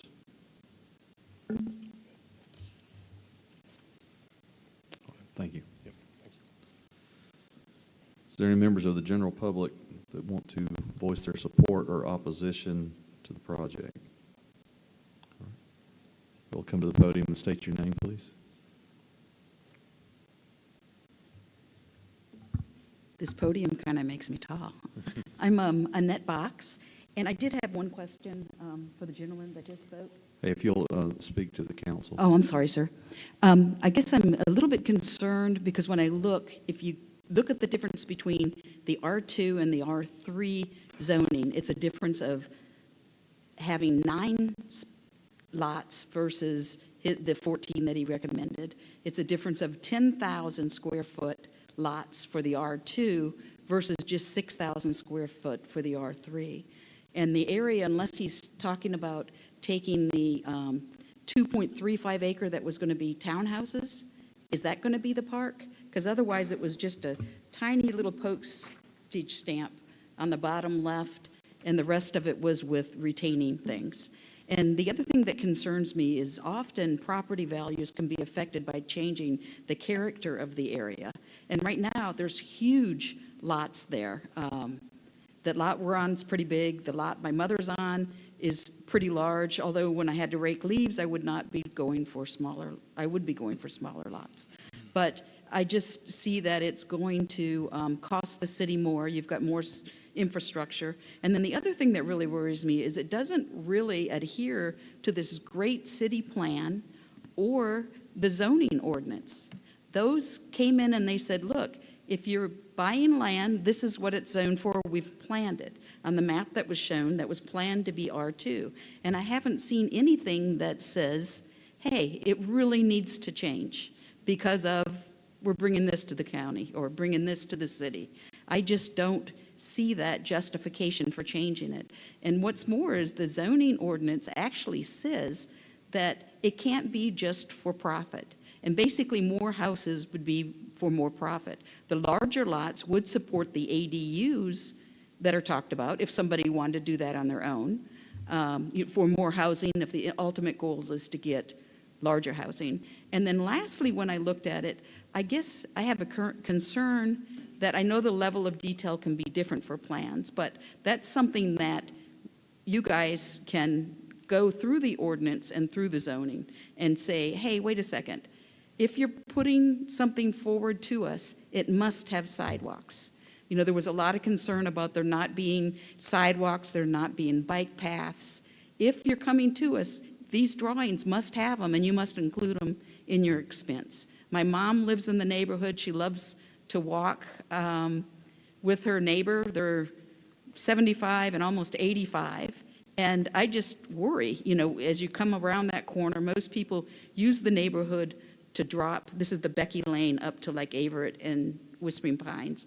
They use the neighborhood to drop the kids off, right? So little things that could be done, like why isn't there a sidewalk somewhere from one to the other, to the school itself, because it borders it. But anyway, I get excited when I go downtown, and I just am hoping to have that same excitement for other developments and new developments like this. And I appreciate the opportunity to speak. Thank you. Thank you. Is there any other members of the general public that would like to support or oppose?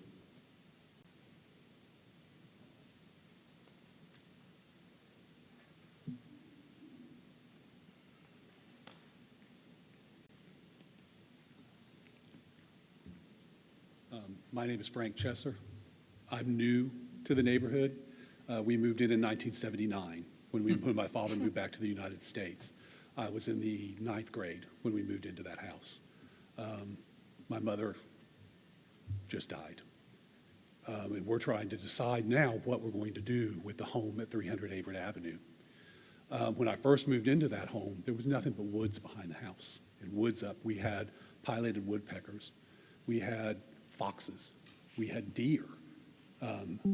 All of this was in this backyard, in this amazing neighborhood, in the middle of Enterprise, Alabama. People come and they look and they're like, they're just in disbelief that this could be right here in the middle of the city. And I don't want to see that change. I'd like to stay in the home, renovate the home like so many of the homes in the neighborhood are being done. We're seeing a big increase in diversity in our neighborhood, which is fantastic. I live right next to, I grew up next to the Lewises, Jenny and Beth Lewis. We all know Spike Lewis. Their house just recently got totally renovated. And it's now, well, it just recently sold for almost $260,000, which is unbelievable for this neighborhood. You wouldn't have thought about this just a few years ago. But the city has actually put money into this neighborhood. We have new roads. Whispering Pines just got repaved. Thank you so much, Sonia. The neighborhood is seeing improvement. We're seeing people come in. My mother was 88 when she passed. Rita Jordan, who would love to be here tonight, but she's 90. She's one of the original homeowners. She doesn't want to see a big change. She lives right across the street from me. So this is an old, established neighborhood. We have a lot of traditions in this neighborhood, and it's so good to see young people coming back into it. I'm not one of them, obviously. But we do have young families now, and I'm looking forward to seeing the decorations again. I mean, everybody knows this as the Trawick neighborhood because that's where the Trawick light display is. I don't want to see a whole lot of change. I don't want to see this neighborhood go from lodge lots in a country setting in the middle of a city to townhomes right there as you're coming into the neighborhood. Even the fact that, like I said, you walk right through the woods of my house, you're going to end up at that putt-putt golf course, which again used to be woods. It was rezoned years ago to commercial. A long time, nothing ever happened. The only thing that happened was we had a sign put up at the corner. It was supposed to be a restaurant. Now we've got a sign on the corner. So I think you need to be really careful when you talk about rezoning things as to what it's going to end up being. We can't open up a bottle because once that genie's out of that bottle, there's no way of putting it back. And we cannot change the neighborhood back to what it was, but we can keep it to what it is now. And we would like to keep that as a community. They've asked me to speak and just kind of give you an idea of why we want to keep it R2. We understand we can't change anything, but there already is, and the people who live on Moats Avenue already have water issues in their backyards where the water flows around their houses and down through into my backyard. We've had sewage problems in our backyard because of all the water buildup there.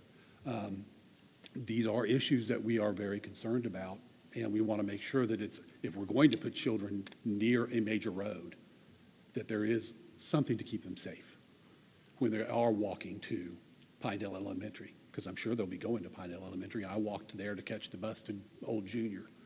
None of the schools I went to exist anymore in Enterprise. And so that's why I'm kind of nostalgic to keep it where it is and to keep it how it is so that we're not overdeveloping. There are so many areas in Enterprise, Alabama. I live at 1300 Averett. I work in Geneva at the hospital. There's so much space there that you could have a well-planned area of townhomes, apartments, homes out in the middle of places that could and need to be developed for Enterprise. We need to send development out that way. Why do we need it in the middle of Enterprise, Alabama? So that's just our concerns that have been brought up to me about the rezoning issue itself.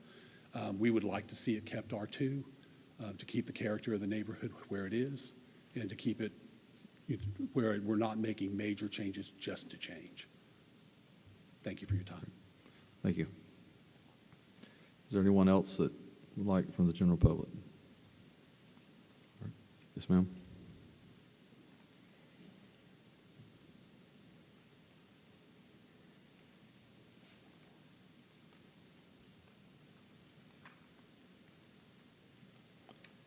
Would state My your name, is- please?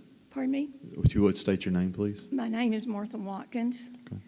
We bought our first house over in Pinedale subdivision in 1968, and we've lived in that area ever since.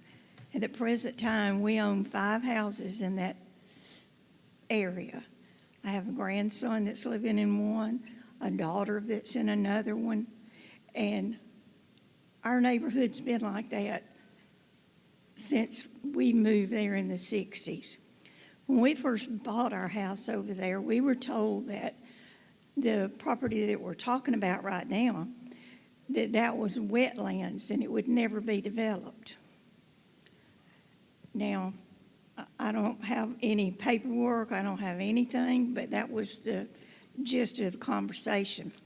But now, I do know my house that I currently live in backs up to that property. I've seen barn owls in my backyard, red-tailed hawks. There's a lot of endangered animals down there that if they go in there and build houses and tear out the trees and whatever, they're not going to have a home down there.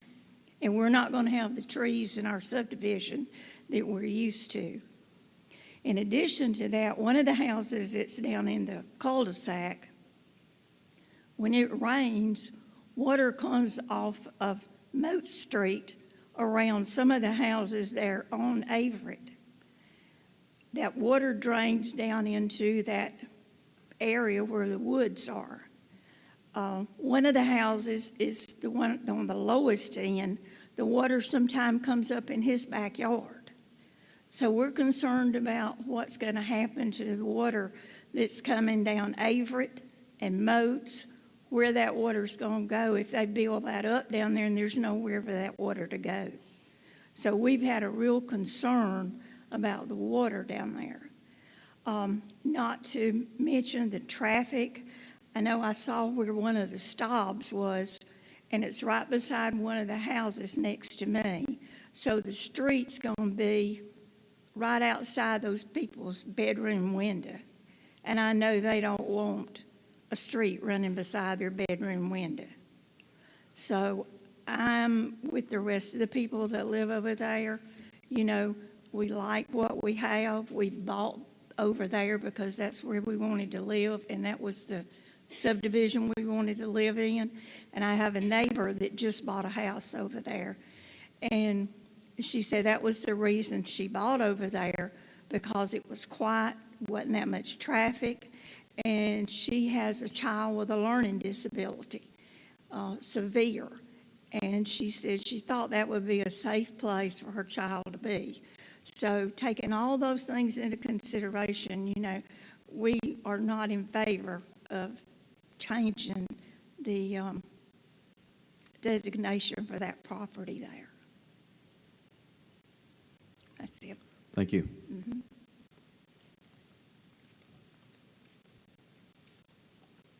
Any other member of the general public that would like to speak on behalf or against? All right. Would the staff or the applicant have any follow-up comments?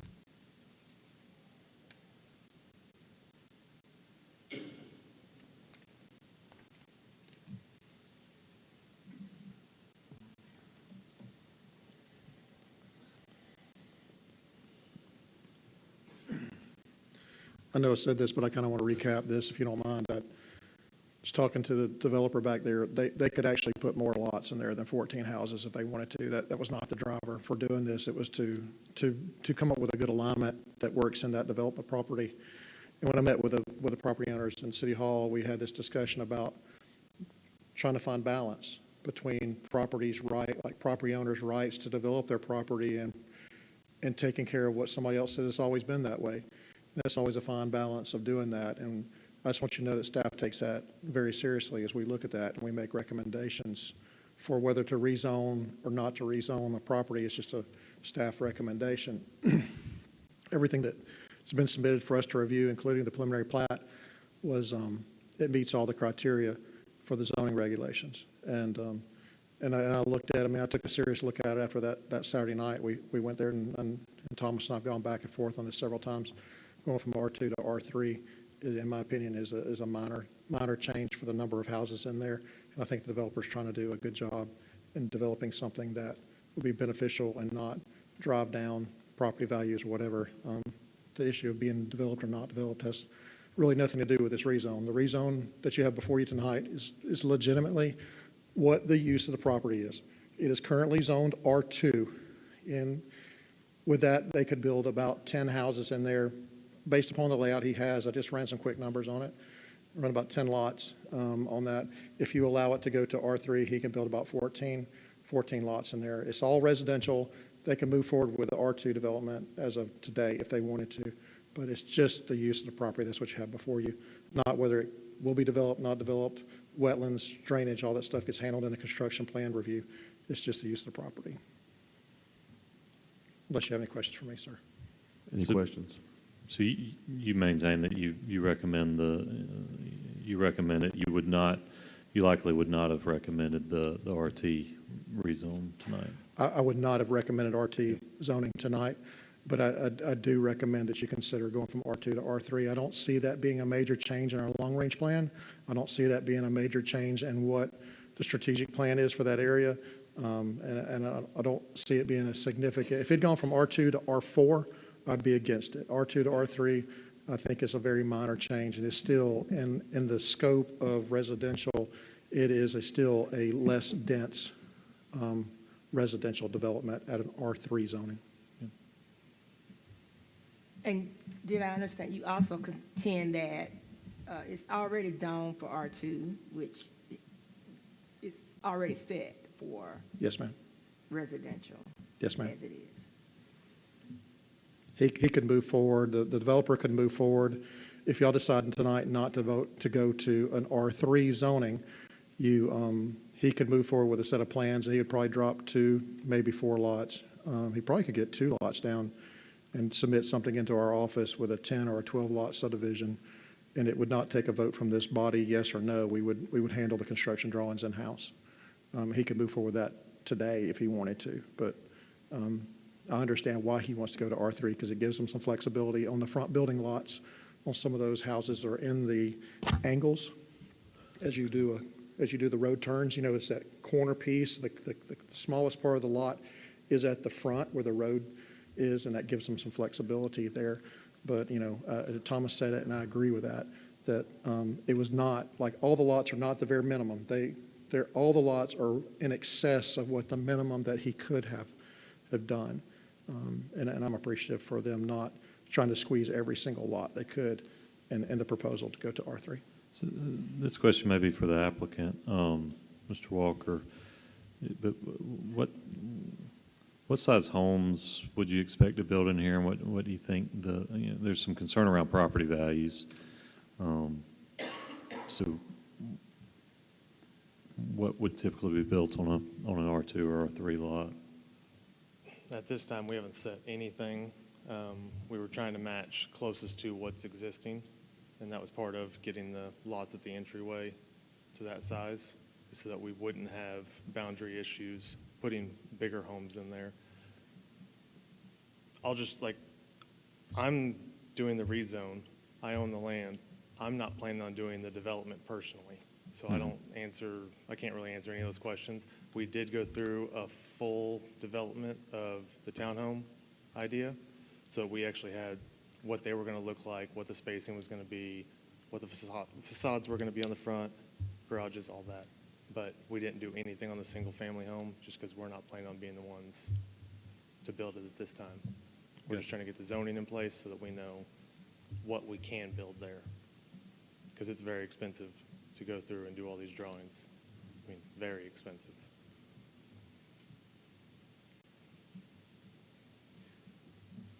Any other questions? Thank you. This time we'll close the hearing and call for consideration of ordinance 07-1525A. May I make a comment? Sure. I understand the concerns of the residents in this area, and I would have voted no for the whole thing, but when it comes to the fact that they can build homes with R2, which is already zoned for, so going to R3 only going to give them an additional 4 lots. So either way, it still can be developed, and it's still going to disturb your wooded area, your wetlands, but all that will be considered by the city when it's developed. So I just wanted to let you know I do understand your concerns.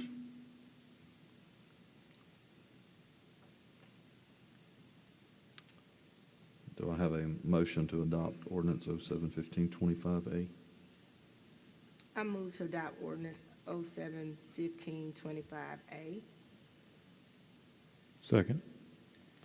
Have a motion and a second. All in favor of passing Is there ordinance? discussion? Oh, is there any discussion? Thank you I for reminding save me. my discussion for this part of the motion. Okay. First of all, Mr. Walker, I do appreciate you coming before us and expressing your intention. I think you used the phrase of no ill will, and I think you demonstrated that when you reached out to school or stated what you would even offer there. We don't see that a lot. I personally don't get a lot of the calls that my other colleagues get when it comes to these rezones, because a lot of them are not in the district in which I serve. In my time here, I probably have voted 3 times against the rezone because I believe that the expressions that were given to me, I wish more people had stood up during the hearing. I wish all of y'all that emailed me and called me had expressed during the hearing, because I heard a lot of sincere concerns. Now, I'm not saying that doesn't mean I disagree with the rationale to R2 to R3, but I am going to prioritize the constituents' interest in this matter this time, when I have voted no to such requests. That has been why. There are times I voted yes and heard from people that come to the council meeting and take part in the hearing, and I hear some stuff that I totally can't get behind and disagree with, which I personally feel is just a lack of wanting diversity in the areas in which they live. And I did not hear things like that from the constituents in the Becky, Averett area. So I am going to vote no, because I want to support these residents. They have stood in solidarity when they have reached out to us, and that is who I represent. So that is how my vote would stand. And I just wanted that to go on record. Any other comments from the council? Yeah, I wanted to make a few points. Certainly sympathetic to the current residents. However, I mean, I think we've got to balance, their concerns with, the city has other needs. The city has needs for affordable housing. We have needs for redevelopment inside of the circle. I think it's a welcome sign to see development actually happening inside the circle. I know one of the speakers tonight, thinks that we need to continue to grow out. I think that presents other problems that we've talked about ad nauseum in our planning meetings. Like, that we need to encourage development, smart development inside of the circle. Now, I mean, I understand there's some concerns that Barry has. Of course, he would have those concerns whether we do this rezone or not with the wetlands. What we're doing here tonight will not change that. So I think this is a fair compromise. I appreciate Mr. Walker's ability to compromise with some of the other concerns. So I'm going to support this application on those grounds. Any other comments? And I'll say that while I do as Ms. Rich has talked about, I do understand the concerns of people not wanting their neighborhood to change, but also we do have the responsibility to continue to look at, as Mr. Townsend said, the growth on the inside of the circle. I also have to say that I have to balance the rights of the property owners to be able to develop the property that they own. And so, when you purchase a piece of property, you ought to be able to, within the confines of what the zoning ordinance is allowed to be done, you ought to have that right to be able to do so. And so I would have to say that I feel like we do have a good compromise by dropping the townhomes, and that takes away the bulk of, I think, the concern that I heard about this particular, most of the emails and phone calls I got were very specific about the townhome section.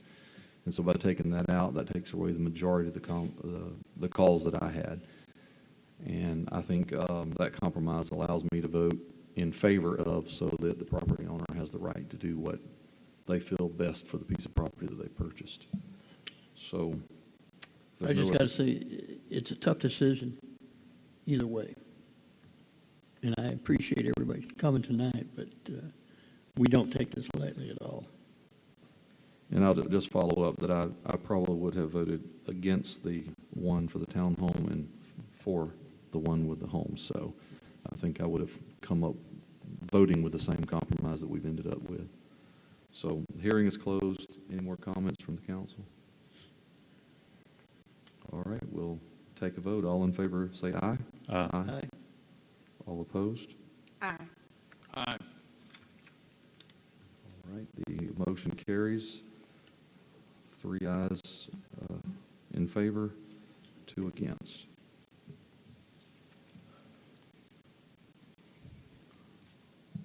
All right, so we have a public hearing in consideration of ordinance 07-1525B. Call for a public hearing prior to consideration of ordinance 07-1525B, providing for the rezoning of 1.21 acres owned by Galenco Incorporated from AG Agriculture District to R1 Low Density Single Family Residential District located at 103 Fountain Crest Drive. Are the applicants here to present?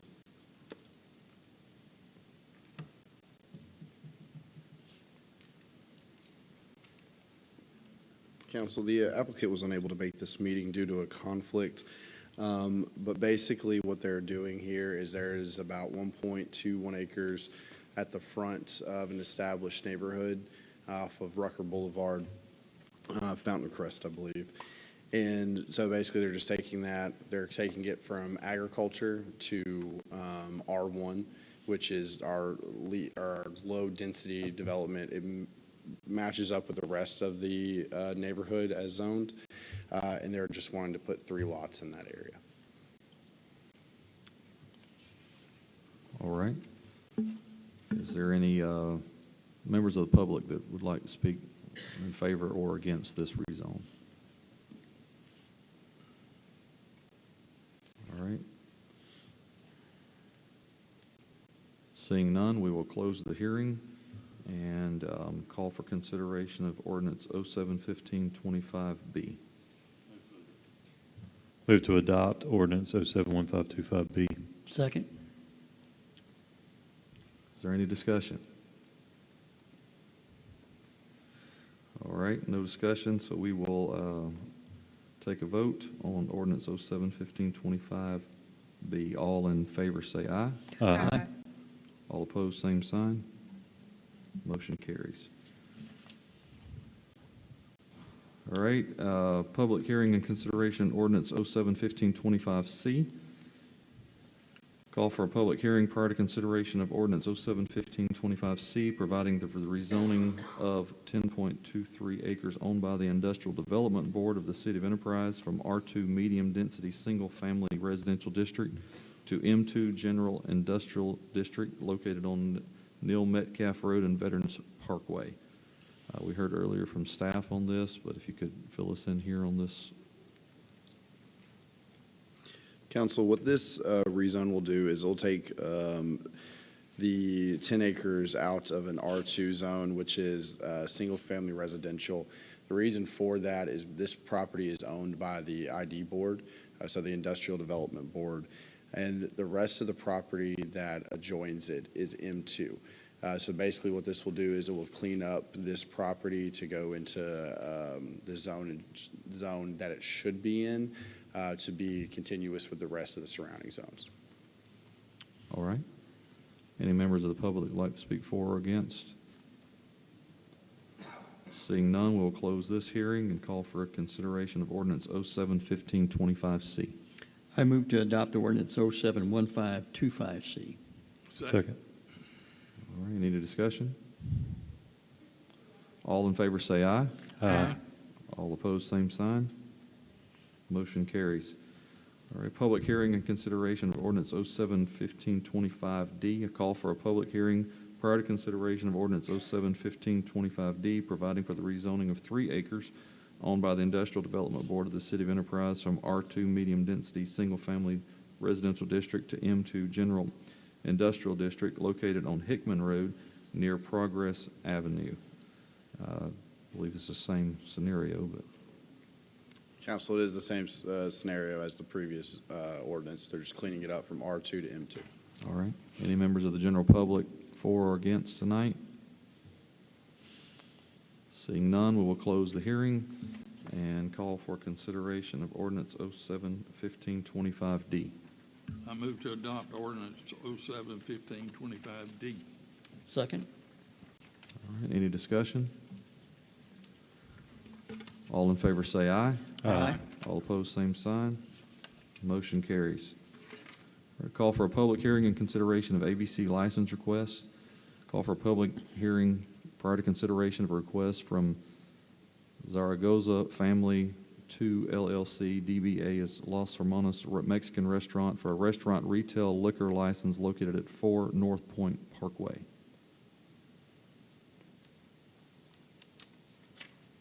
Do we have any staff needs to speak on this one at all? It's just standard liquor license, sir. We checked it out and everything passes. All right. Okay. Any of the public for or against this tonight? All right, we will close the hearing and call for consideration of the ABC license request. I move to approve the ABC license request as submitted. Second? All right, any discussion? All in favor say aye. Aye. All against, same sign.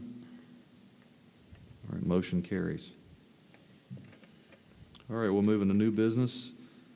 Call for a motion to adopt the City of Enterprise Fiscal Year 2026 Transportation Plan in accordance with the Rebuild Alabama Act.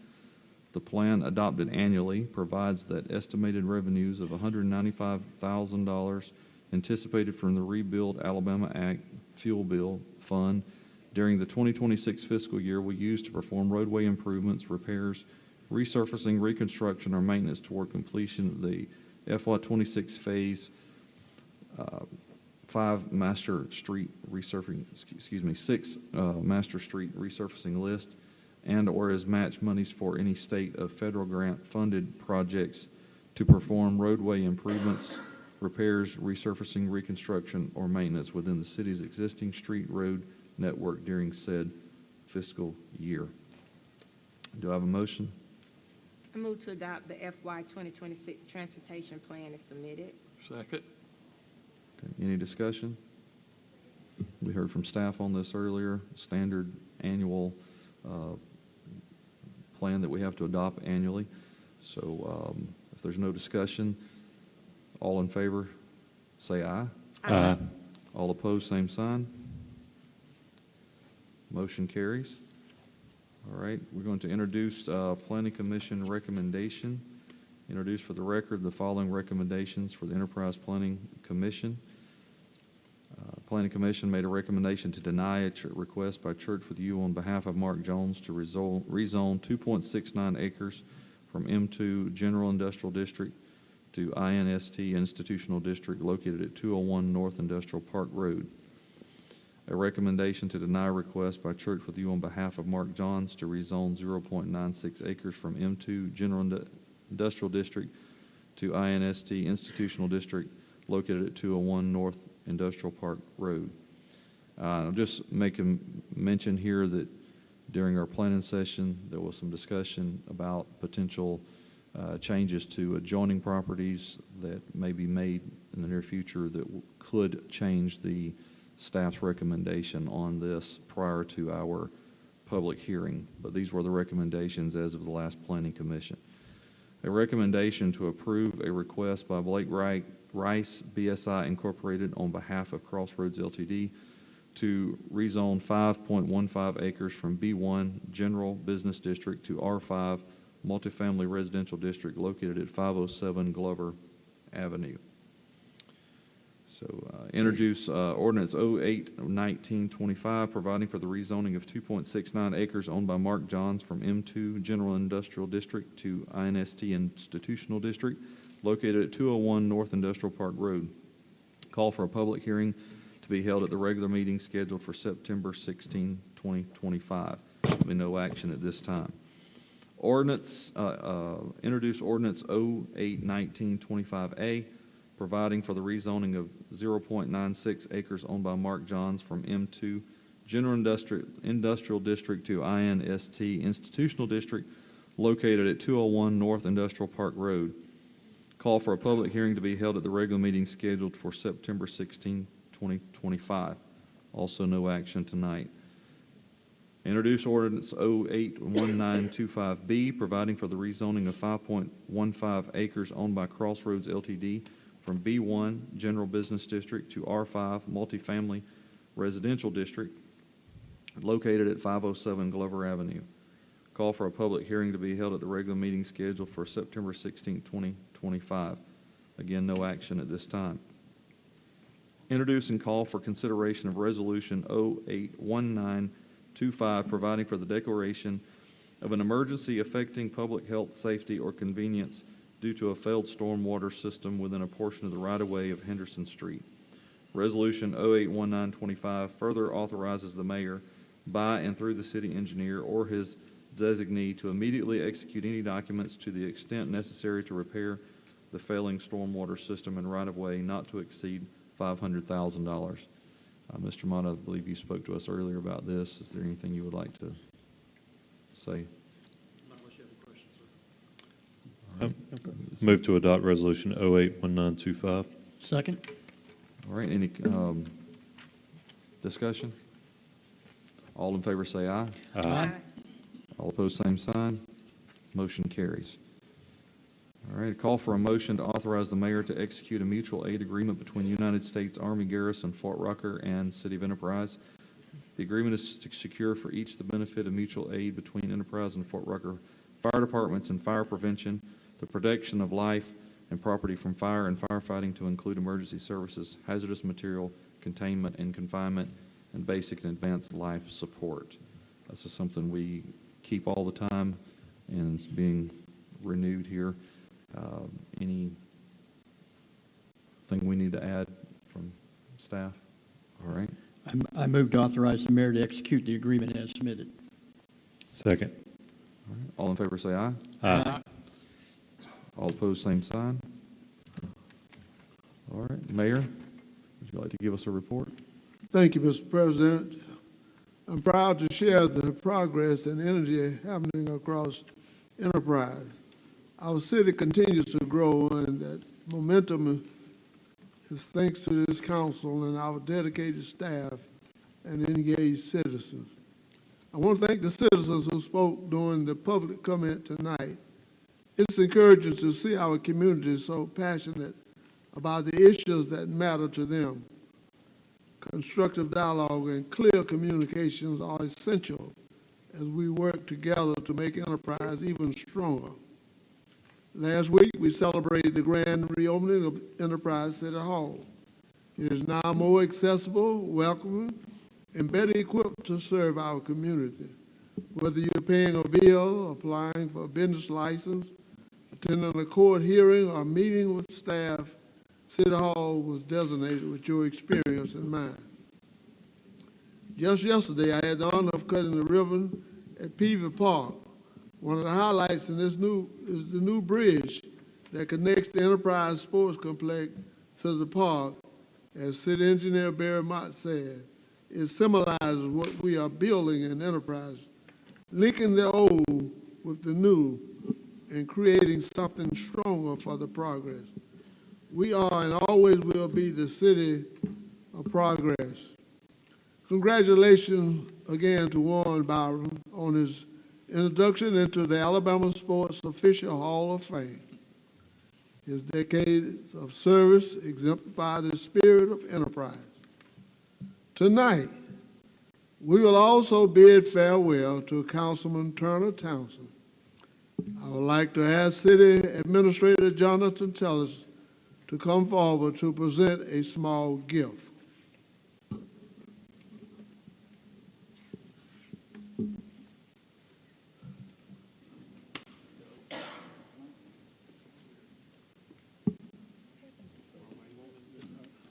Let me read this. Turner, your leadership, vision, and commitment to this council, our city and our citizens have made a lasting impact. On behalf of the city, I want to express our sincere gratitude for your services. We hope that this plaque will remind you of all we have accomplished together. I want also to acknowledge this council's willingness to work together to improve the life of all our citizens. Councilman Townsend, again, thank you.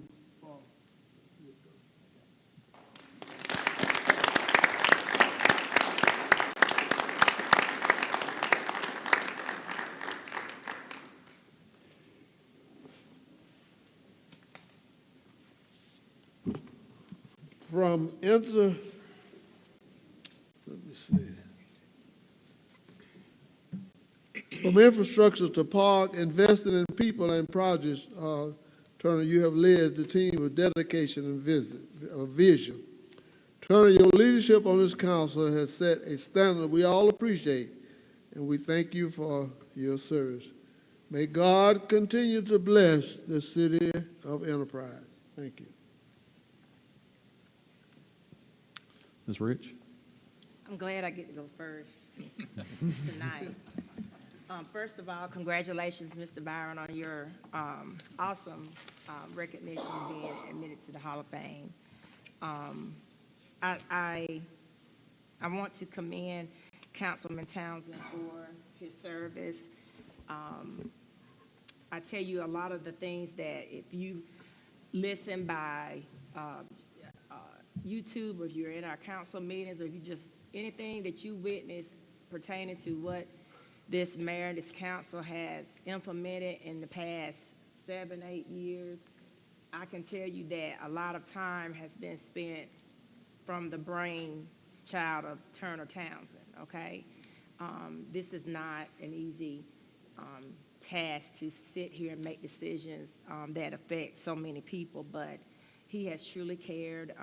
Didn't know Turner from Adam when I got on the council, but I can say that he is a friend of mine, and we've had some nice and some hard and some real life conversations over the years, and that's how you just get to know somebody that you don't know. You don't make assumptions. You actually sit down and try to get to know them, but he has really worked hard to make sure that our goals are laid out very A-typely.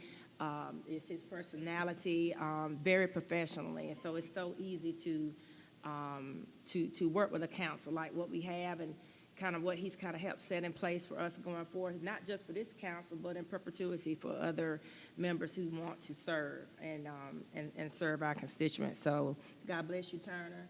I've had opportunity to meet your family, and it's been a pleasure. Just want to say that. I do want to further say, I think Mr. Tullis, I don't know if everybody heard, but he did come up to the podium and make some comments about we are having and have had conversations about this issue with the animal shelter. It's not like we don't have anything in place. With anything, there can be some improvements, right? So I don't really get offended, but I am going to defend us stepping up to be the city of progress that we claim to be, because we've done that. We have been good stewards of the city's finances. You are walking in excellent buildings. Our police department, it went from subpar to excellent accommodations. So the step up has been made. And I will say confidently that that is the goal to keep going. One entity or one lack doesn't define the picture. Just like you saw what happened today, we put our heads together with our mayor, a local pastor. We want this city to be a place where people can worship together in space and freely and serve and play. So I'm sure that we're going to continue to do that as this issue goes forward with our shelter. That's my spiel. Y'all have a good night. I think Ms. Sonia has covered it all well, and Turner's certainly going to miss you. And congratulations, Warren. Good night to everybody. Thank you for coming. Mr. Johnson?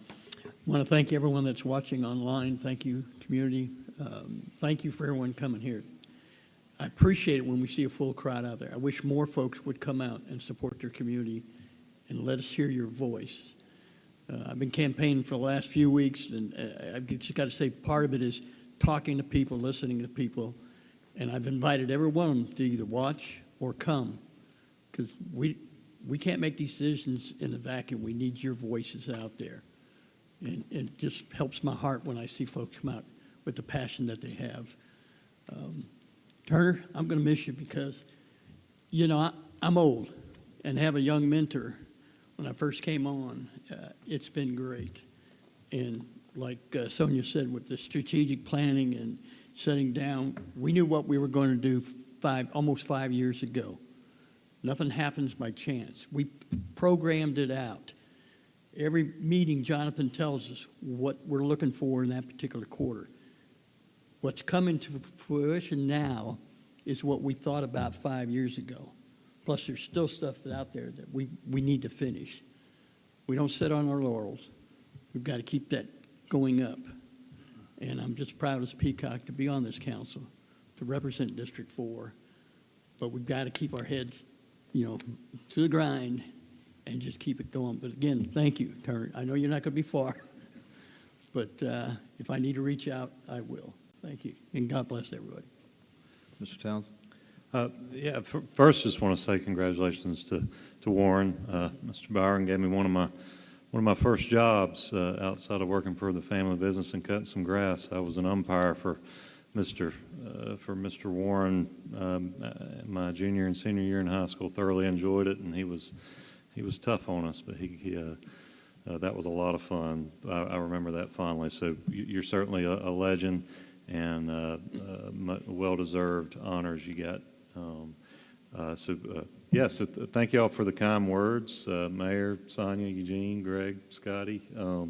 Thank you all for that. Jonathan and staff, thank you all for the plaque. I'll, this isn't goodbye, of course, so I'm going to be dropping y'all some individual notes here soon. I think it was real cool how this council, and I've got some prepared comments I'm going to read, but I'm kind of going off the cuff now, but how we all kind of fell into our own role. Like Scotty said, I think I recognize my role was more behind the scenes and driving order into it, but I certainly appreciate each of you and your unique role that you played. We were all on the same bus, but we were all sitting in different seats, and we all understood that. And so I think that's one reason why it worked. And of course, you can see tonight we respectfully disagree at times, don't always agree, but I did have some prepared comments that I wanted to read and make sure I didn't leave anything out. So when I first ran for council back in 2016, it was because I wanted to see Enterprise's local government become more transparent, competent, and efficient at serving the needs of our citizens. I believed we could do better, and I'm proud of the progress we've made. Certainly don't think we've arrived. Over these 9 years, I've had the privilege of serving alongside a mayor, council, and staff who respect one another's roles, stay in their lanes, and work together for the good of our city. That culture of teamwork is the foundation for everything we've accomplished. We've strengthened our finances, put strategic planning at the center of decision-making, and invested in projects that will serve Enterprise for decades. From the new Recreation and Aquatic Center and multipurpose ball fields, the newly renovated City Hall, roads, and utility improvements. We've also set the stage for growth with projects like the Alabama Department of Veterans Affairs Veterans Home and our initiatives in areas like our vibrant downtown. I'll also admit I haven't always gotten it right. I've made mistakes along the way, but I'm grateful that together we kept learning, kept improving, and never lost sight of why we're here, to serve the people of Enterprise. I want to acknowledge the people who made this possible. To my colleagues on the council, mayor, our mayor Bill Cooper, and the staff we've built, certainly Don't want to start naming names. I know I'll leave some folks out, but y'all are second to none and a key to our successes. Your hard work and dedication have moved Enterprise forward in ways that matter. To Jonathan Tullos, you've truly been the glue that holds us all together. Much of what we've accomplished wouldn't have been possible without your leadership, steady hand, and vision. Very few people will ever realize just how important you've been to Enterprise's success, but I certainly do, and I know the people on this stage do. If I've gotten anything right in these 9 years, my time on this council, it was recruiting you to the role of the city administrator. Finally, I need to thank those closest to me, to my parents, Dale and Mary Alice Townsend, who set the example of service, to my wife Lucy and our girls, who have supported me through long nights and hard decisions, and my brother and my business partner, Michael. He's my brother and my business partner. He's allowed me to serve without ever complaining about the time away from work. Thank you. Serving on this council has truly been one of the greatest honors of my life. I'm proud of what we've done together, and I believe the best days for Enterprise are still ahead. Thank you.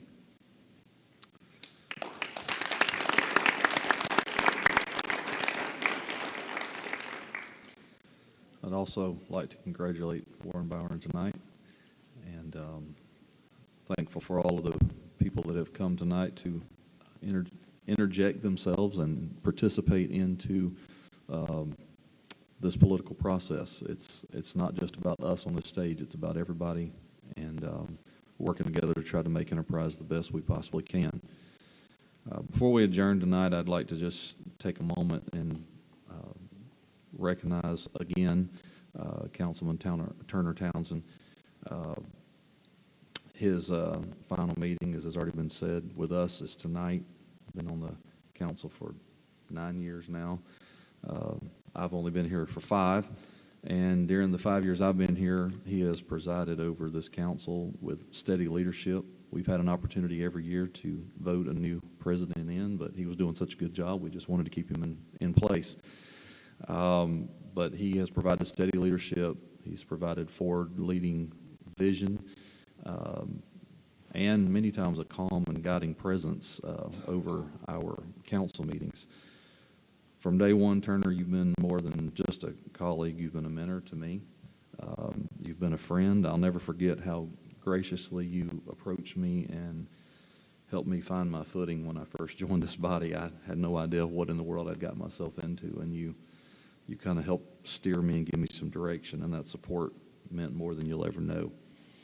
But beyond relationships with each one of us, which is very important for this body to operate like it has, I believe your legacy is written in the remarkable progress that Enterprise has made under your leadership. It's been a complete project of the council, the mayor, and staff, but as leader of this council, as president, you've put, as has been said tonight, a tremendous amount of work, a tremendous amount of thought into helping us put plans in place, ideas, and collaboration that you have fostered amongst the group. And I think as a result of that, we've seen some things that maybe we would wait normally to the end of our term to tout, but I think it's very important that we go ahead and mention some of those tonight. Enterprise has seen record-breaking growth and transformation. Over the 5 years I've been on the council, we've seen $150 million in residential construction, over 600 units built, over $50 million in commercial construction, hundreds of new businesses added since 2020, over $20 million in grant funding secured for city improvement. Under your presidency and direction, our council has built a $30 million rec and aquatic center, new pickleball complex, 6 multi-purpose sports fields, a disc golf course. Our youth programs have been strengthened. Our participation in that has grown. We've paved over 62 miles of roads, replaced nearly 33 miles of aging water mains. Some of this is generational, transformational, things that have sat around and decayed for a long time that have been, totally turned around. Sidewalk upgrades have been made. City Hall has been renovated. A 50-plus-year-old building looks brand new when you walk in there. We've added, will be, here I guess next month, adding brighter downtown lighting. That's just one thing that our community has asked for that under this council we've been able to do. One of the big things that I think has really transformed our city, and you've already alluded to it, is adding city administrator, but not only the city administrator. You had a vision of transforming our city leadership structure to more of a C-level structure like it would be if we were running a business, because the kind of budget this place runs is like a very large business, a lot of employees. And so by transforming and having a city administrator, hiring a CFO, HR director, city engineer, and we could just go on and on, I feel like that this team has ushered in a new era of strategy and professionalism that has not been seen in Enterprise before. And I think we're stronger financially because of the decisions that have been made through your leadership. Our net position has improved nearly $15 million. Our government fund balance has rose by $3.85 million. We moved from a $4 million deficit to a $52 million surplus, and unrestricted cash growing by over $6 million. We've seen crime rates drop. We've seen burglaries drop. We've seen murders drop. We've added more school resource officers, expanded K-9 units. We've invested over $1.3 million in police equipment, opened a new police station, increased officer pay, brought staffing up, and sworn officers with more on the way. And under your vision, we adopted a new comprehensive plan. And that comprehensive plan, we brought in KPS and different ones to help us build that, but we didn't just put a plan on paper. We've taken that plan and we have annual planning meetings. We have SWOT analysis, trying to see what our strengths and weaknesses and opportunities and threats are. We take the information that from that plan into those meetings, and we put them on boards and we put them on paper, and we say this is what we would like to take out of this plan and put into action. And then we divide that out by years and by quarters and by months, and we hear constant quarterly and updates every single council meeting on that. It's not just a plan that got put on the shelf, but a plan that has been, as Councilman Johnson said earlier, has been put into consistent action. And that was something that when I first joined the council that you spoke of often, that you wanted to put into place, and that has been put into place. And I think it's set over the last 5 years a trajectory that future councils can use as a framework to say this is how a council ought to work. And so there's been so many things that have happened. Our zoning regulations have been updated. We've done things to support small businesses better. We've established the first ever public transportation and enterprise. We've partnered with various entities and brought new jobs and economic development, an economic development center out at the college that we help fund. And we could just continue on and on and on, a 300-acre industrial park, and hopefully to still be completed, a $250 million OSB plant. These aren't just accomplishments in my book, they're milestones. And they're milestones that are made by the kind of leadership that listens before it speaks, plans before it acts, and stays steady when things get complicated. And we've had a few complicated moments in this council, and I appreciate your steady leadership helping us navigate through all of that. And I feel like, Turner, your influence is going to be felt in Enterprise for decades to come, not something we can look back and say, that council under the leadership of Turner Townsend changed the way that business was done in Enterprise. And you've served with wisdom, you've served with integrity, you've served with excellence. And on behalf, I believe, of this council, and certainly I feel as a friend, I thank you, and I think we all thank you for your leadership and wish you the very best in your next chapter of life. Thank you. All right, with all of that, this meeting is adjourned until Tuesday, September 2nd, 2025. This note says 11 a.m. Tuesday. Is that correct? We have a work session then? Okay. I couldn't remember.